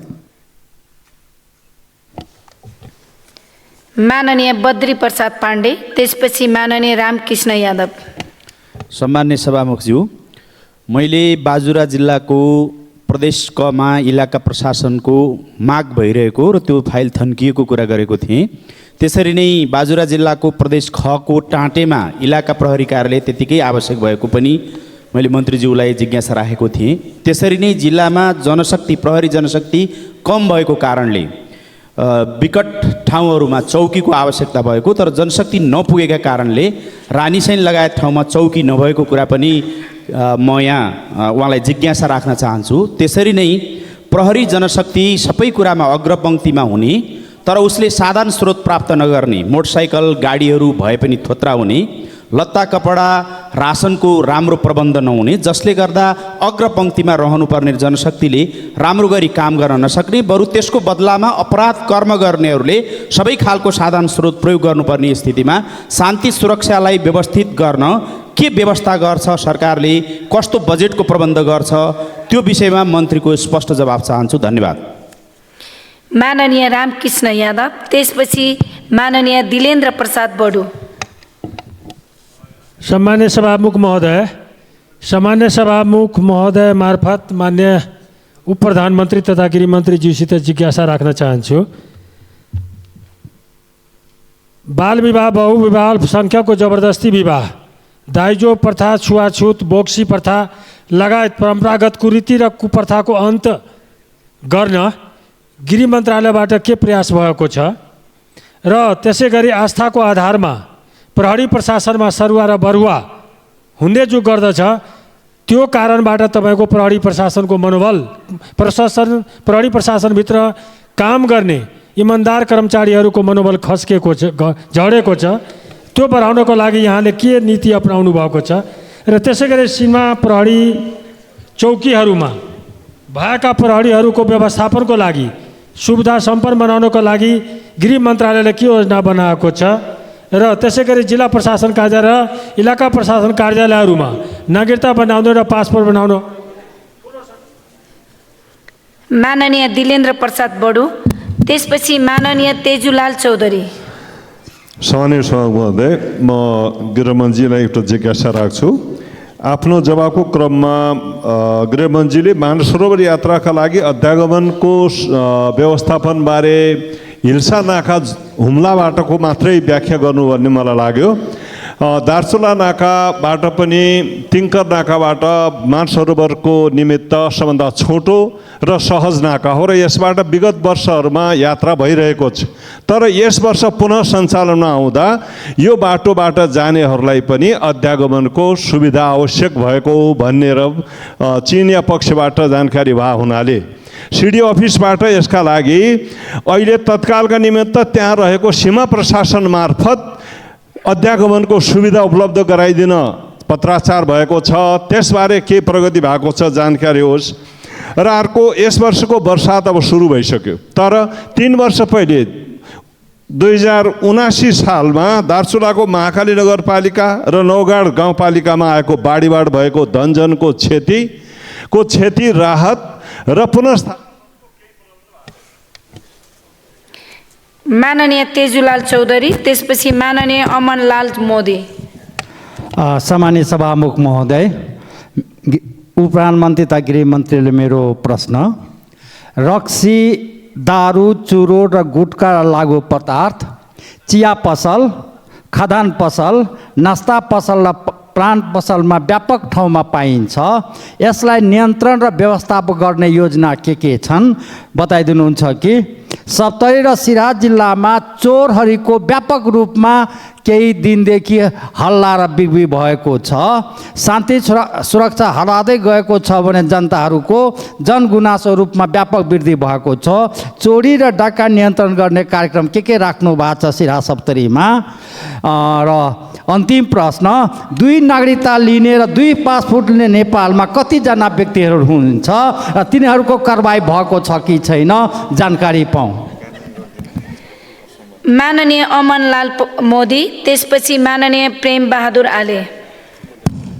सामान्य सभामुख महोदय मार्फत गृहमन्त्रीलाई सोध्न चाहन्छु, अरू पहिला गृहमन्त्री हुँदा के गर्न सकेनन् या तपाईँ गृहमन्त्री हुँदा के गर्नु भयो त्यसको चाहिँ बारेमा के भन्नुहुन्छ? र प्रहरी जवानदेखि सामान्य तहका चाहिँ कर्मचारी जस्तै प्रहरी जवानहरूको तलब सुविधा काठमाडौँमा बसेका चाहिँ जे छ त्यसले खाना लाउन पनि पुग्दैन, त्यसको बारेमा के सोचिराख्नु भएको छ देशैभरि? त्यसपछि तपाईँले बढुवामा चाहिँ नियम सङ्गत गर्छौँ भनेर गर्नुभयो, तर सिनियरलाई पनि माइनस गरेर अथवा सबैभन्दा अब्बललाई पनि माइनस गरेर आफू खुसीले चाहिँ तपाईँ बढुवा गर्नुभयो भन्ने व्यापक आरोप छ। त्यसको बारे के भन्नुहुन्छ? र ज्येष्ठ नागरिकहरू जिल्ला चाहिँ अहिले परिचय पत्र, राष्ट्रिय परिचय पत्र तपाईँलाई पाउन एकदम भिड भइरहेको छ। त्यो भिडलाई अहिलेसम्म कसरी तपाईँले सोचिराख्नुपर्छ नियन्त्रण गर्नको निम्ति, र के अरे वृद्धहरूलाई घरैमा परिचय पत्र दिने व्यवस्था कार्य गर्न सक्नुहुन्छ कि सक्नुहुँदैन, त्यो बारेमा चाहिँ तपाईँको जवाब चाहिएको छ। धन्यवाद। माननीय प्रेम बहादुर आले, त्यसपछि माननीय रन्जु कुमारी झा।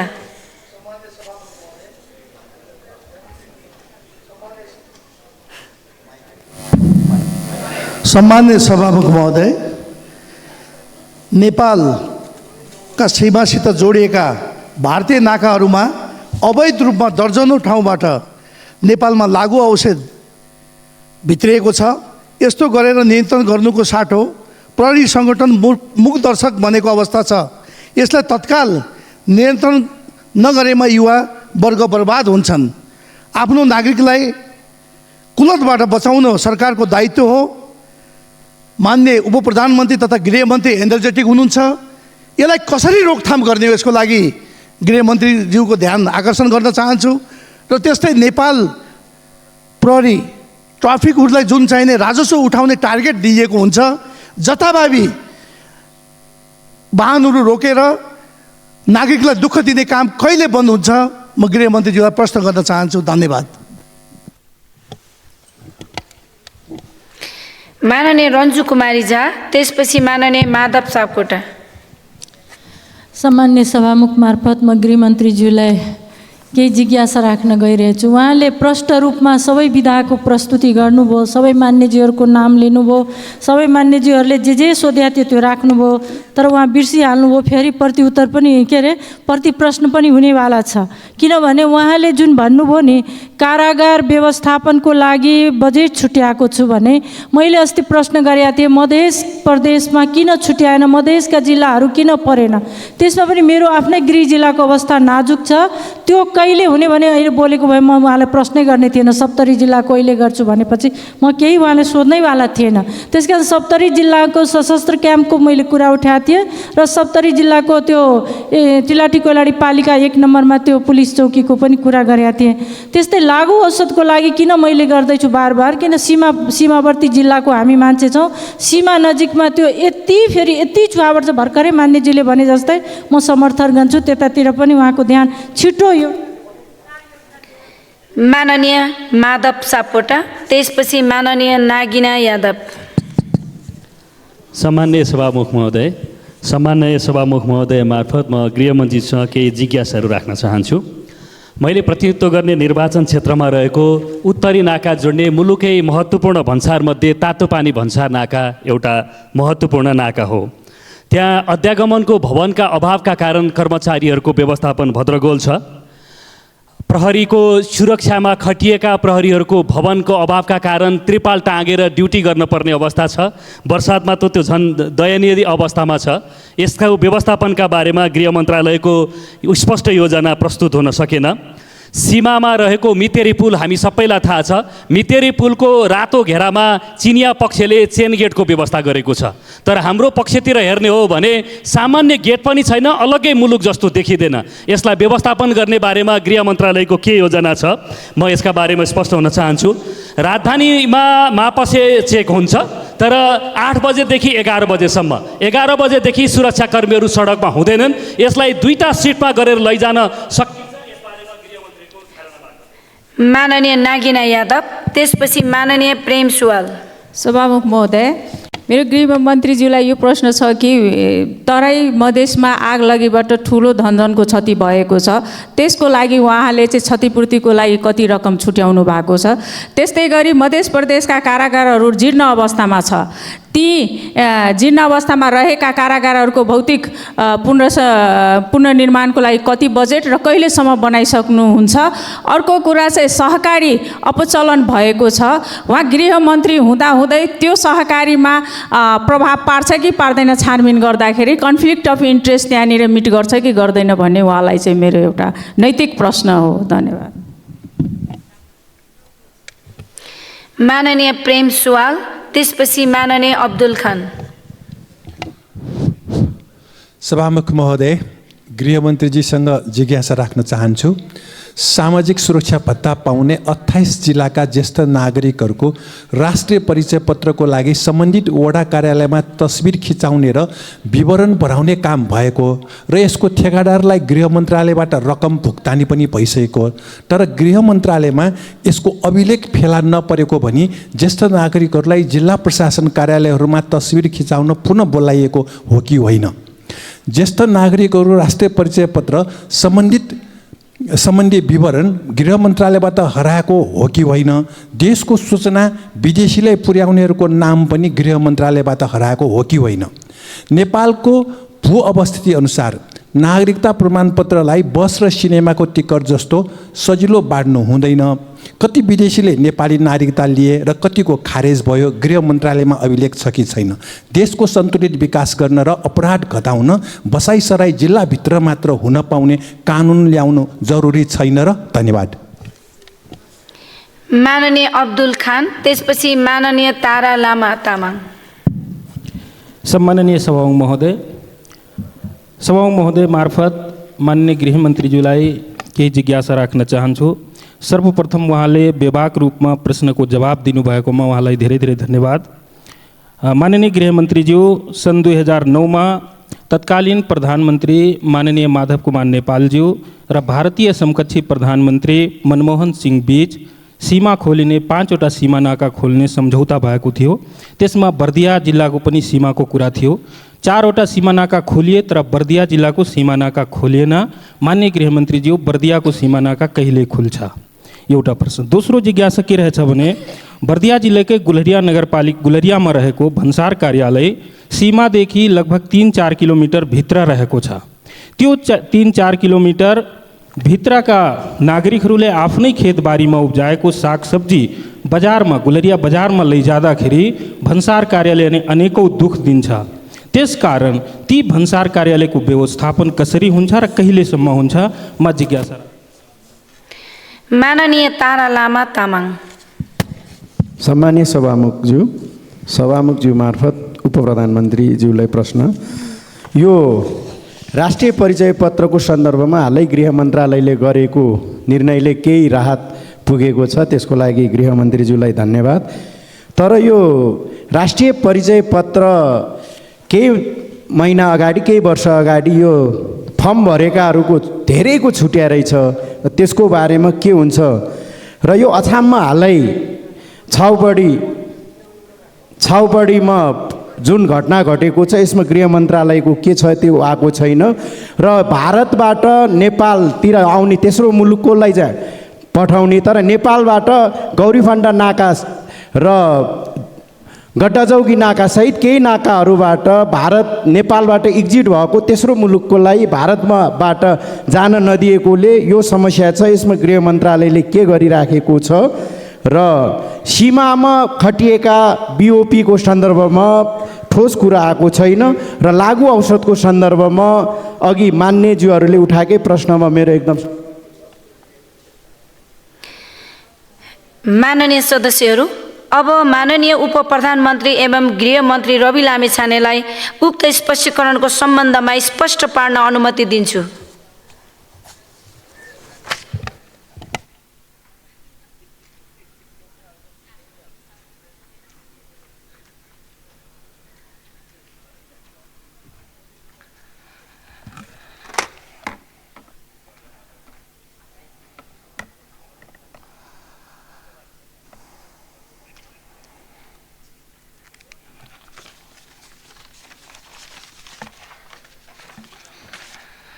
सम्मानीय सभामुख महोदय, प्रश्न त एकदमै धेरै आए। मैले टिपेको छु, छुट्याएको छ जस्तो मलाई लागेन। छुटेछ भने पनि त्यसको फेरि व्यवस्था भइ नै हाल्छ। सबभन्दा पहिला माननीय रघुजी पन्तले एकदमै महत्त्वपूर्ण प्रश्नहरू सोध्नु भएको छ उहाँले। उहाँका प्रश्नहरूलाई म जवाफ दिन चाहन्छु। यो बजेट अभावका कारण आगामी आर्थिक वर्षमा 6वटा मात्र बिओपी थप गर्न सकिने कुराको जानकारी मैले गराएँ यहाँहरूलाई। र नेपाल भारत सीमामा भारततर्फबाट 18 स्थानमा सीमामा अतिक्रमण भएको भन्ने जानकारी छ। सो हटाउन स्थानीय तथा राष्ट्रिय स्तरमा कूटनीतिक पहल भएको छ भने सुरक्षा परिचालन समेत त्यसै ढङ्गले गरिएको छ। बाजुरा लगायत इलाका प्रशासन कार्यालय र प्रहरी चौकी थप गर्न माग भएका स्थानमा सङ्गठन तथा व्यवस्थापन सर्वेक्षणको काम भएको छ। अन्य ठाउँहरूको पनि यहाँ प्रश्न आएको हुनाले मैले जानकारी गराएँ। त्यसै गरी माननीय रामरी खतिवडाले गिरिबन्धु जग्गा प्रकरणबारे सर्वोच्चले गरेको फैसलाको विस्तृत अध्ययन आवश्यक छ। फैसला कार्यान्वयन क्रममा त्यो अध्ययन हुन्छ र म तपाईँलाई जानकारी गराउन चाहन्छु र अदालतको आदेशको अक्षरशः पालना हुने कुराको पनि जानकारी गराउन चाहन्छु यहाँलाई। र यहाँ चाहिँ के सुनिएको छ भने कतिपय मानिसहरूले भुक्तानी लिएको, यो चाहिँ किन्नका लागि बैना दिएको जस्ता ठगीमा परेको कुराहरू आएका सन्दर्भमा चाहिँ मैले भनेको त्यस्ता अदालतको आदेशको अक्षरशः पालना हुने कुरामा कुनै दुविधा नै रहेन। तर त्यसबाहेक पनि तपाईँ हामीले सुन्दै आएको विषय भएको हुनाले जो कोही पनि पीडित हुनुहुन्छ उहाँहरू आफू ठगिएको अथवा भैना लिएको तर आफूलाई अप्ठ्यारोमा परेको जस्ता कुराहरू आएका छन्, त्यसका सन्दर्भमा मैले थप कुराका लागि मात्र बताएको कि केन्द्रीय अनुसन्धान ब्युरोलाई यसबारे भनिसकिएको छ। त्यस कारणले यो कुरा मैले स्पष्ट बनाएँ। अर्को कुरा, विधि र प्रक्रिया अनुसार नै प्रहरीहरूको सरुवा बढुवा चाहिँ एउटा नियमित प्रक्रिया नै हो। म दोहोऱ्याएर यसमा के भन्छु भने यसमा गृहमन्त्रीका रूपमा मेरो कुनै चासो छैन, तर योग्य व्यक्ति सही ठाउँमा हुनुपर्छ भन्ने कुरालाई मध्यनजर राख्दै कहिलेकाहीँ आवश्यकताका आधारमा कतिपय क्षमतावान साथीहरूलाई भौगोलिक हिसाबले, चुनौतीका हिसाबले, उहाँहरूको अध्ययनका हिसाबले, उहाँहरूका रुचिका हिसाबले, ज्ञानका हिसाबले, गृह मन्त्रालयका हिसाबले र विभिन्न तत्कालीन देखिएका अनुसन्धानमा देखिएका तत्कालीन चुनौतीहरूका हिसाबले कहिलेकाहीँ त्यस्तो अवस्थामा साटफेरहरू हुने गर्दछन्, तर कुनै चासोका लागि गरिएको अथवा गरिने विषय होइन भन्ने कुरा मैले मान्यज्यूलाई स्पष्ट गराउन चाहेँ यसमा। त्यसै गरी बिना लामाज्यूले पशुपति पानी ट्याङ्की नाकामा लागु औषधको विषय गर्नुभएको थियो। यो दुवै देशका नाकाहरूमा अलिकति यो पारिपट्टि लागु औषधको र वारिपट्टि मदिराको समस्याहरू आएका कुराहरूलाई लिएर भारतीय पक्षसँगको छलफलको क्रमलाई अगाडि बढाइएको छ। त्यसले गर्दा त्यहाँ अनधिकृत रूपमा कयौँ त्यस्ता पसलहरू थापिएका छन्, तिनको व्यवस्थापन, तिनलाई सार्ने विषयलाई लिएर दुवै पक्षबीच वार्ताको चरणमा छ र चाँडै नै एउटा MOU गरेर, चाँडै नै एउटा चाहिँ समझदारी गरेर यसलाई अगाडि बढाउने कुरा म जानकारी गराउन चाहन्छु। मान्य प्रदीप पौडेलका धेरै प्रश्नहरू थिए। सरुवा बढुवा स्वचालित हुने कुराको अध्ययनको सुरुवात भइसकेको छ मान्यज्यू। त्यसमा प्रतिवेदन आउने बित्तिकै त्यो स्वचालित प्रणालीमा जाने कुरा लागू गर्नका लागि अगाडि बढाइनेछ र त्यसको सुनिश्चितता यसपटकको नीति कार्यक्रम र बजेटमा समेत भएको पनि जानकारी गराउन चाहन्छु। त्यसै गरी नागरिकले उजुरी गर्ने तरिकामा व्यापक हेरफेरका लागि अध्ययन चलिरहेको छ। नागरिकले तुरुन्तै उजुरी गर्न सक्ने र उजुरीको एउटा प्रति नागरिकसँग हुनुपर्छ, मात्र दर्ता नम्बरको एउटा कागज दिएर हुँदैन, आफूले गरेको उजुरीको एउटा प्रति हुनुपर्छ भन्ने विषय लगायतमा छलफल चलेको छ। छिट्टै नै यसलाई अलिकति व्यवस्थित गर्ने कार्य सुरु भएको छ र तत्कालका लागि गृहमन्त्रीलाई भन्नुहोस् भनेर जिल्लामा जिल्ला प्रहरी कार्यालय, जिल्ला प्रशासन कार्यालयहरूमा एउटा QR कोडको व्यवस्था गरिएको छ। नागरिकले देख्ने गरी सबै प्रशासन कार्यालयहरूमा राखिएको छ। कुनै पनि प्रशासनमा भएका कमी कमजोरी, ढिलासुस्ती या राम्रा कामको तारिफ गर्न मन लाग्यो भने QR कोड स्क्यान गरेर सोझै भन्दा गृहमन्त्रीको सचिवालयमा नै, गृह मन्त्रालयमा मैले आफूले दैनिक अपडेट लिने ठाउँमा 10 जना कर्मचारीहरूले तत्काल हेर्ने र कारबाही गर्न सक्ने व्यवस्था तत्कालका लागि गरिएको छ। त्यसले अलिकति सहजता पनि सृजना हुने कुराको पनि म जानकारी गराउन चाहन्छु। त्यसै गरी प्रहरी ऐन डिजिटलाइजेसन लगायतका विषयमा पनि निरन्तर काम भएको छ। प्रहरी ऐन चाँडै नै सदनमा आइपुग्छ। त्यसको मस्यौदा तयार भइ नै सकेको छ। मस्यौदामा अन्तिम छलफलमा रहेको हुनाले यो छिटै नै आउने कुराको जानकारी पनि मान्यज्यूलाई म गराउन चाहन्छु। रोशन कार्की मान्यज्यूले ज्येष्ठ नागरिकलाई राष्ट्रिय परिचय पत्रको म्याद थप्न सकिन्छ कि सकिँदैन भनेर भन्नुभएको छ। मान्यज्यू, नागरिकलाई अप्ठ्यारो परेका विषयमा सरकारले म्याद थप्न नसक्ने, सरकारले सुविधा नदिने भन्ने कुरा हुनै सक्दैन। अप्ठ्यारो परेको खण्डमा नागरिकको घर घरमै सेवा दिनका लागि पनि केही उपाय हुन्छ कि भनेर त्यस्ता नागरिकहरूका लागि होम डेलिभरीसम्मको व्यवस्थाका लागि हामी छलफल चलाइरहेका छौँ। म यति कुरा सुनिश्चित गर्न चाहन्छु कि राज्यले दिने सुविधाबाट कोही पनि मानिस वञ्चित हुने छैन। त्यसको लागि सुनिश्चित हुनको लागि अनुरोध गर्न चाहन्छु। जोखिममा परेकाहरूको स्थानान्तरणको कार्य सुरु नै भएको छ। अघि विवरण क्रममा पनि मैले कतिवटा परिवारको बारेमा जानकारी गराएँ र एउटा आत्महत्याको विषयमा मान्यज्यूले भन्नुभयो, मैले त्यसको जानकारी सम्बन्धित निकायसँग, यो अपराध अनुसन्धानसँग सम्बन्धित विषय भएको हुनाले मैले यतिकै अन्दाजका भरमा भन्नु त्यति वाञ्छनीय हुँदैन। म मान्यज्यूलाई यसबारेमा सचिवालय मार्फत या आफै चाँडै नै यसको जानकारी गराउनेछु। आवश्यक परे त्यसको जानकारी सदनलाई पनि गराउनेछु। अहिले तत्काल मैले अपडेट लिन नभ्याएको कुरा जानकारी गराएँ। मान्य ज्ञानबहादुर साईले प्रहरीलाई भत्ता छैन, किन जुम्ला प्रहरी कार्यालयमा चाहिँ पालमुनिको बास छ जस्ता कुराहरू गर्नुभएको छ। मान्यज्यू, एकदमै सीमित स्रोत साधनका बीच राष्ट्र सेवकहरूले यो देशको माया गरेर आफ्नो हृदयमा मुलुकलाई राखेर काम गर्नुभएको छ। सेवा र सुविधाका हिसाबले केही पनि होइन, त्यति कम सेवा सुविधामा गर्नुभएको छ। तर बजेटको आकार, बजेटका सीमितता, सिलिङको सीमितता, अनिवार्य दायित्वहरू र मुलुकको आर्थिक अवस्थाले गर्दाखेरि चाहेर पनि कयौँ चिजहरू गर्न सकिएका छैनन्। तर अत्यन्त आवश्यक ठाउँहरूको लागि विशेष प्याकेजको व्यवस्था गरेर त्यस्ता महत्त्वपूर्ण ठाउँहरू, संवेदनशील ठाउँहरूलाई हामी प्राथमिकतामा राखेर काम गर्नेछौँ। त्यो कुराको यहाँलाई सुनिश्चितता गराउन चाहन्छु। गिरिबन्धुको त नाम लिनुभयो, त्यसपछि क्यान्टोनमेन्ट घोटालाको नाम लिनु भएन भनेर भन्नुभएको छ। फेरि मेरो मुटु चेक गर्नुभएको छ। तपाईसँग मात्र होइन, कसैसँग पनि म आफ्नो मुटु जचाउन तयार छु। मलाई लाग्छ यो दुनियाँको सबैभन्दा दह्रो मुटु भएको मान्छे रवि लामिछाने हो। यति भनेपछि मैले थप केही भन्नु पर्दैन होला, अलिकति समयको मात्र प्रतीक्षा गरिदिनु होला। कुनै अरू काण्ड पनि तपाईँले भन्दै जानु होला, म जवाफ दिँदै जाउँला। मैले अघि 25 वटा तपाईँहरूलाई बताएँ। कुनै पनि काण्डको सुरुवात गर्न, कुनै पनि काण्डको छानबिन गर्नको लागि कुनै पनि आपत्ति छैन। तर एउटा कुरा चाहिँ यहाँ मैले भन्न छुटाएको छु मान्यज्यू, मलाई लागेको थियो फाइलहरू तयार छन्, गएर फटाफट सही गर्ने त हो नि, खोल्ने त हो नि भन्ने लागेको थियो।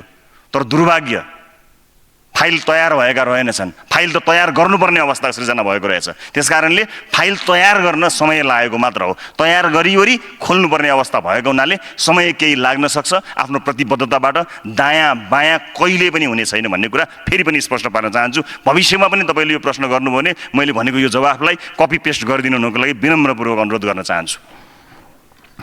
अब त्यसपछि बुद्धिमान तामाङ मान्यज्यूले बडो एकदमै महत्त्वपूर्ण कुरा गर्नुभएको छ। राष्ट्रिय सुरक्षा नीतिबारे यहाँले बडो महत्त्वपूर्ण प्रश्न गर्नु। राष्ट्रिय सुरक्षा नीतिबारे छलफलहरू चलेको छन् तर त्यसले असाध्यै धेरै गति लिएको छैन। म चित्त बुझाउने गरी जवाफ दिन सकुला तर मैले दिएको जवाफले पूर्णता दिएन भने त्यो अन्याय हुन्छ। त्यसकारणले यो गम्भीर विषय हो। राष्ट्रिय सुरक्षा नीतिका बारेमा छलफल बहसहरू चलेका छन्। त्यसका केही खेसराहरू तयार भएका छन्। संरचनाहरू बन्ने क्रमको सुरुवात भएको सम्म जानकारी म तपाईँलाई दिन सक्छु। तर यो संवेदनशील विषय भएको हुनाले यसलाई गम्भीरतापूर्वक लिएको छु र यस बारेमा थप जानकारी लिइवरी यसमा भएका काम कारबाहीबारे बताउनेछु। किनभने यो नीति राष्ट्रिय सुरक्षा नीतिबारे को कुराकानी गर्दाखेरि अधुरा अपुरा जानकारीहरूका बीच गर्नु त्यति उपयुक्त नहोला। त्यसकारणले मलाई अलिकति समय दिनुहुन अनुरोध गरेँ।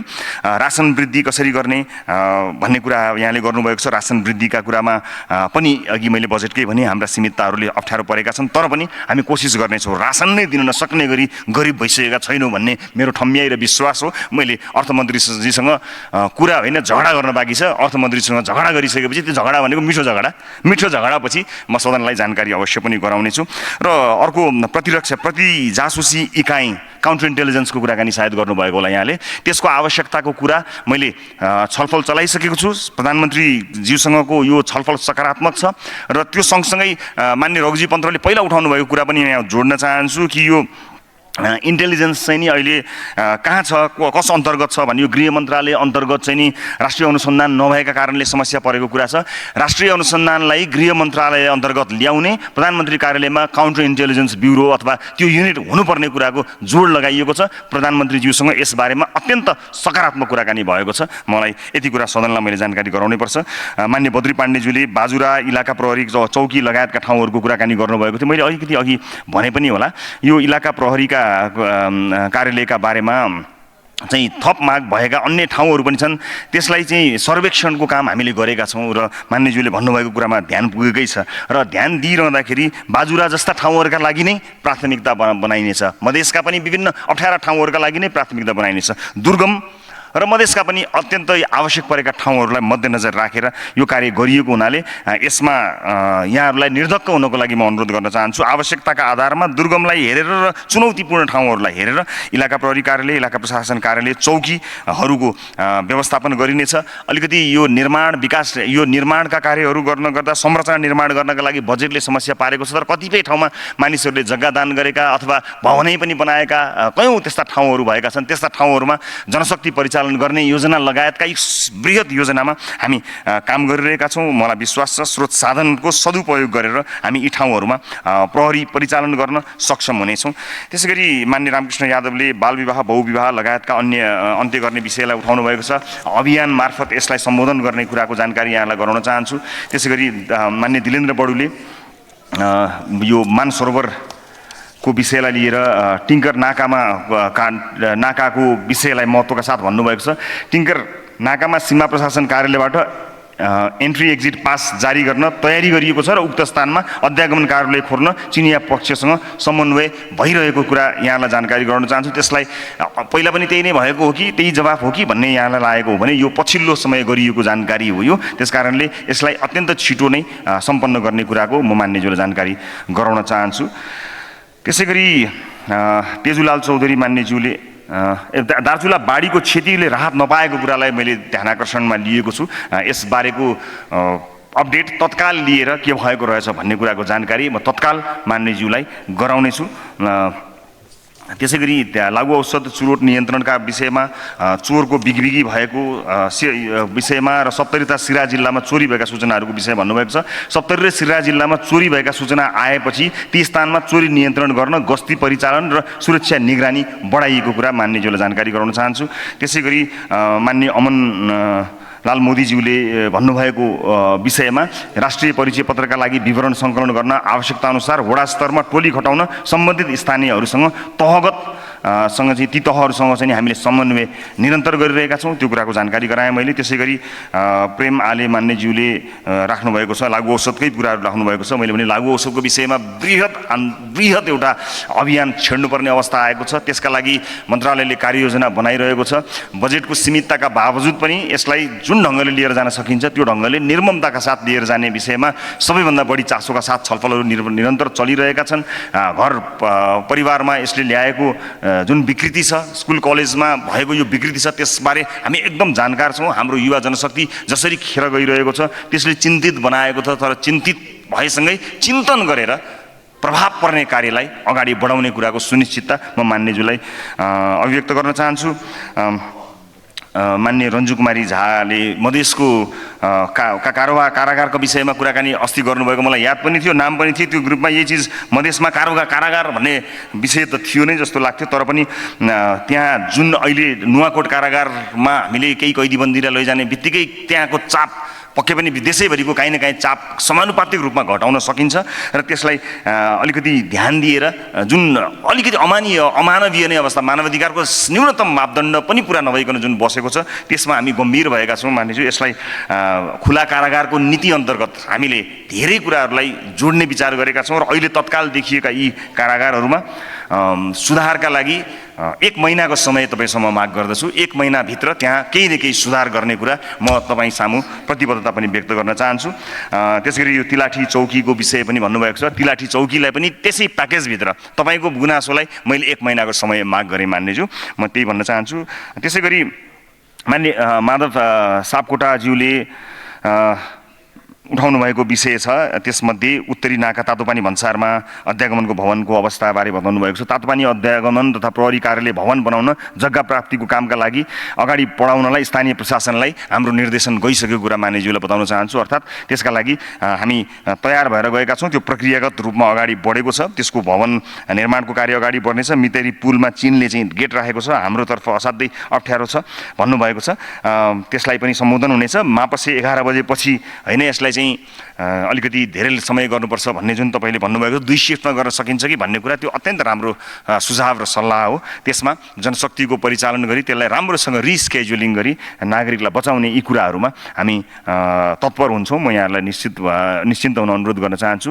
मान्य नगिना यादवले आगलागी जन्य क्षतिपूर्तिको पैसाको बारेमा कुराकानी गर्नुभएको छ। मान्यज्यू, आगलागी लगायत चट्याङ सम्पूर्ण छुटेका विषयहरूको एउटा कार्यविधि नै अहिले ऐतिहासिक रूपमा नै एउटा कार्यविधि बनेको छ। त्यस कार्यविधिले व्यवस्था गरेको छ। त्यो कार्यविधिमा भएको व्यवस्थाको अनुसार आगलागीको क्षतिपूर्तिको रकम पनि त्यहाँ तोकिएको छ, अन्य पनि तोकिएको छ। ठ्याक्कै अमाउन्ट अहिले तत्कालका लागि त हामीले भर्खरै दिनेको लागि 2 किस्ता गरेर 50,000 रुपियाँको व्यवस्था तत्काल गरिएको छ। तर अन्य कुराहरूसँग त्यसलाई जोडिएको सम्पूर्ण रिपोर्ट म अर्को पटक यो सम्पूर्ण विवरण सहित यहाँलाई र सम्मानित सदनलाई उपलब्ध गराउनेछु। किनभने यो तत्कालै आएको प्रश्न र यसलाई तत्काल लेखिँदा त्यो गलत सूचना दिनुभन्दा बरु अलिकति कुरेर सही सूचना दिनु मलाई उपयुक्त लागेको हुनाले, तर हामीले विशेष व्यवस्था चाहिँ गरेका छौँ। चाहे कुनै पनि किसिमका विपद हुन्, ती विपदमा पहिला के गर्ने भन्ने कुराको बडो अन्यल थियो। अहिले कार्यविधि नै बनाइएको हुनाले सबै किसिमका विपदलाई कुन विपदमा परेकालाई तत्काल के गर्ने, कसरी पुनर्स्थापित गर्ने, तत्काल निर्माण गर्ने घरहरू चाहियो भने के गर्ने लगायतका कुरा कार्यविधि मार्फत नै सम्बोधन गरेको हुनाले त्यसतर्फ मान्यज्यूलाई मैले जानकारी गराएँ। त्यसै गरी सहकारी छानबिनलाई प्रभाव पार्छ कि पार्दैन भन्ने कुरा यहाँले गर्नुभएको छ। कन्फ्लिक्ट अफ इन्ट्रेस्टको एउटा धेरै ठुलो, यो एकदमै ठुलो दायरा छ। यसलाई सामान्य रूपमा व्याख्या गर्न सकिँदैन। के कुरामा कन्फ्लिक्ट अफ इन्ट्रेस्ट हुन्छ, के कुरामा कन्फ्लिक्ट अफ इन्ट्रेस्ट हुँदैन।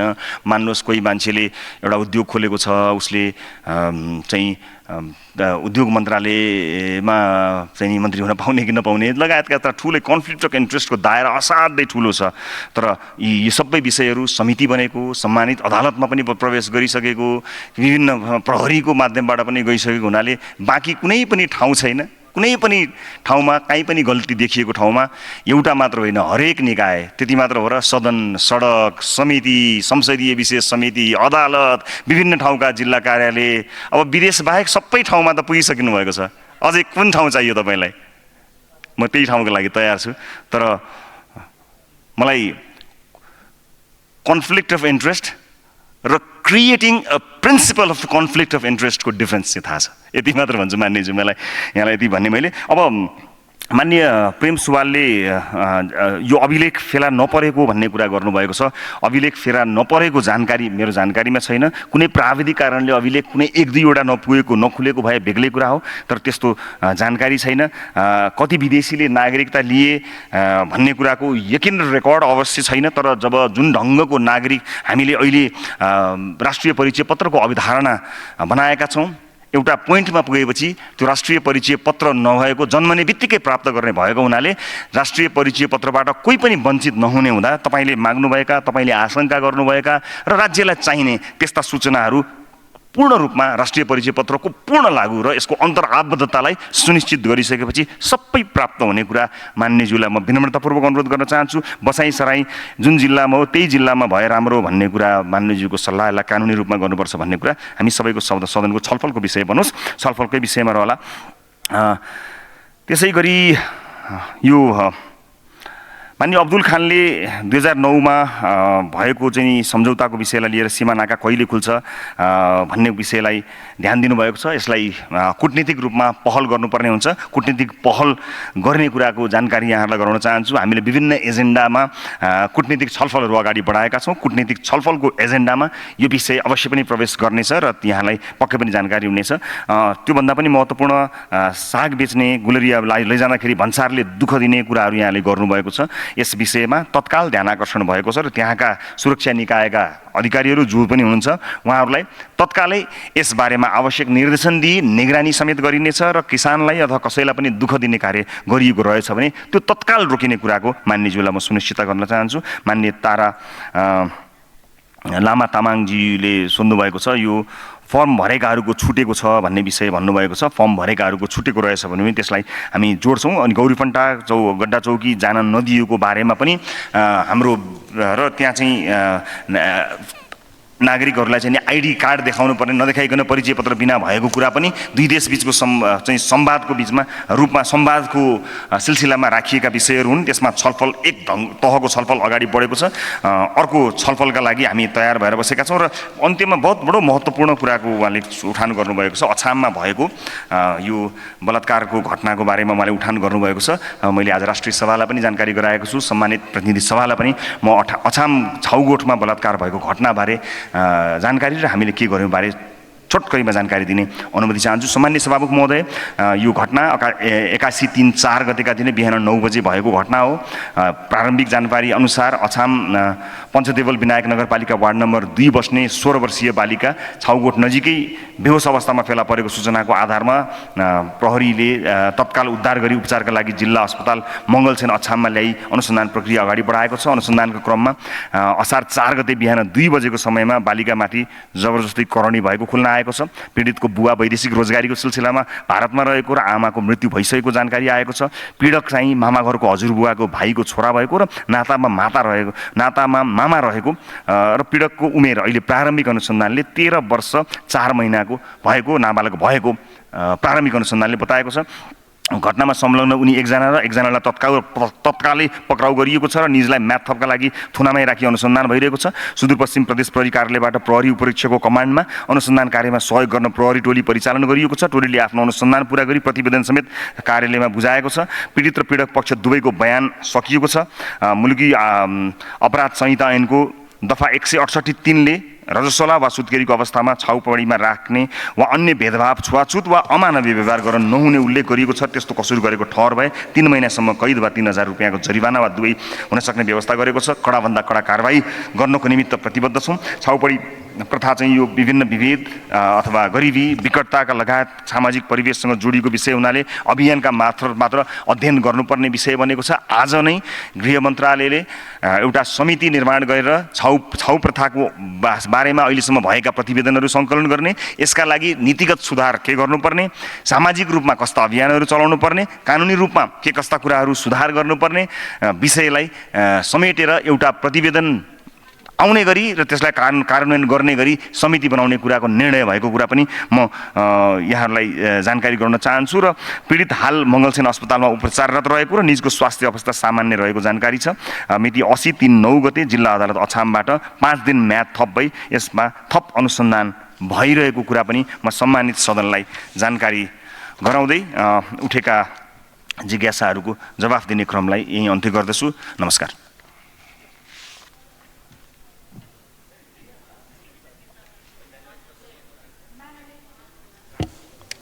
माननीय सदस्यहरू, गृह मन्त्रालय सम्बन्धी विनियोजन शीर्षक माथिको छलफल यही समाप्त हुन्छ।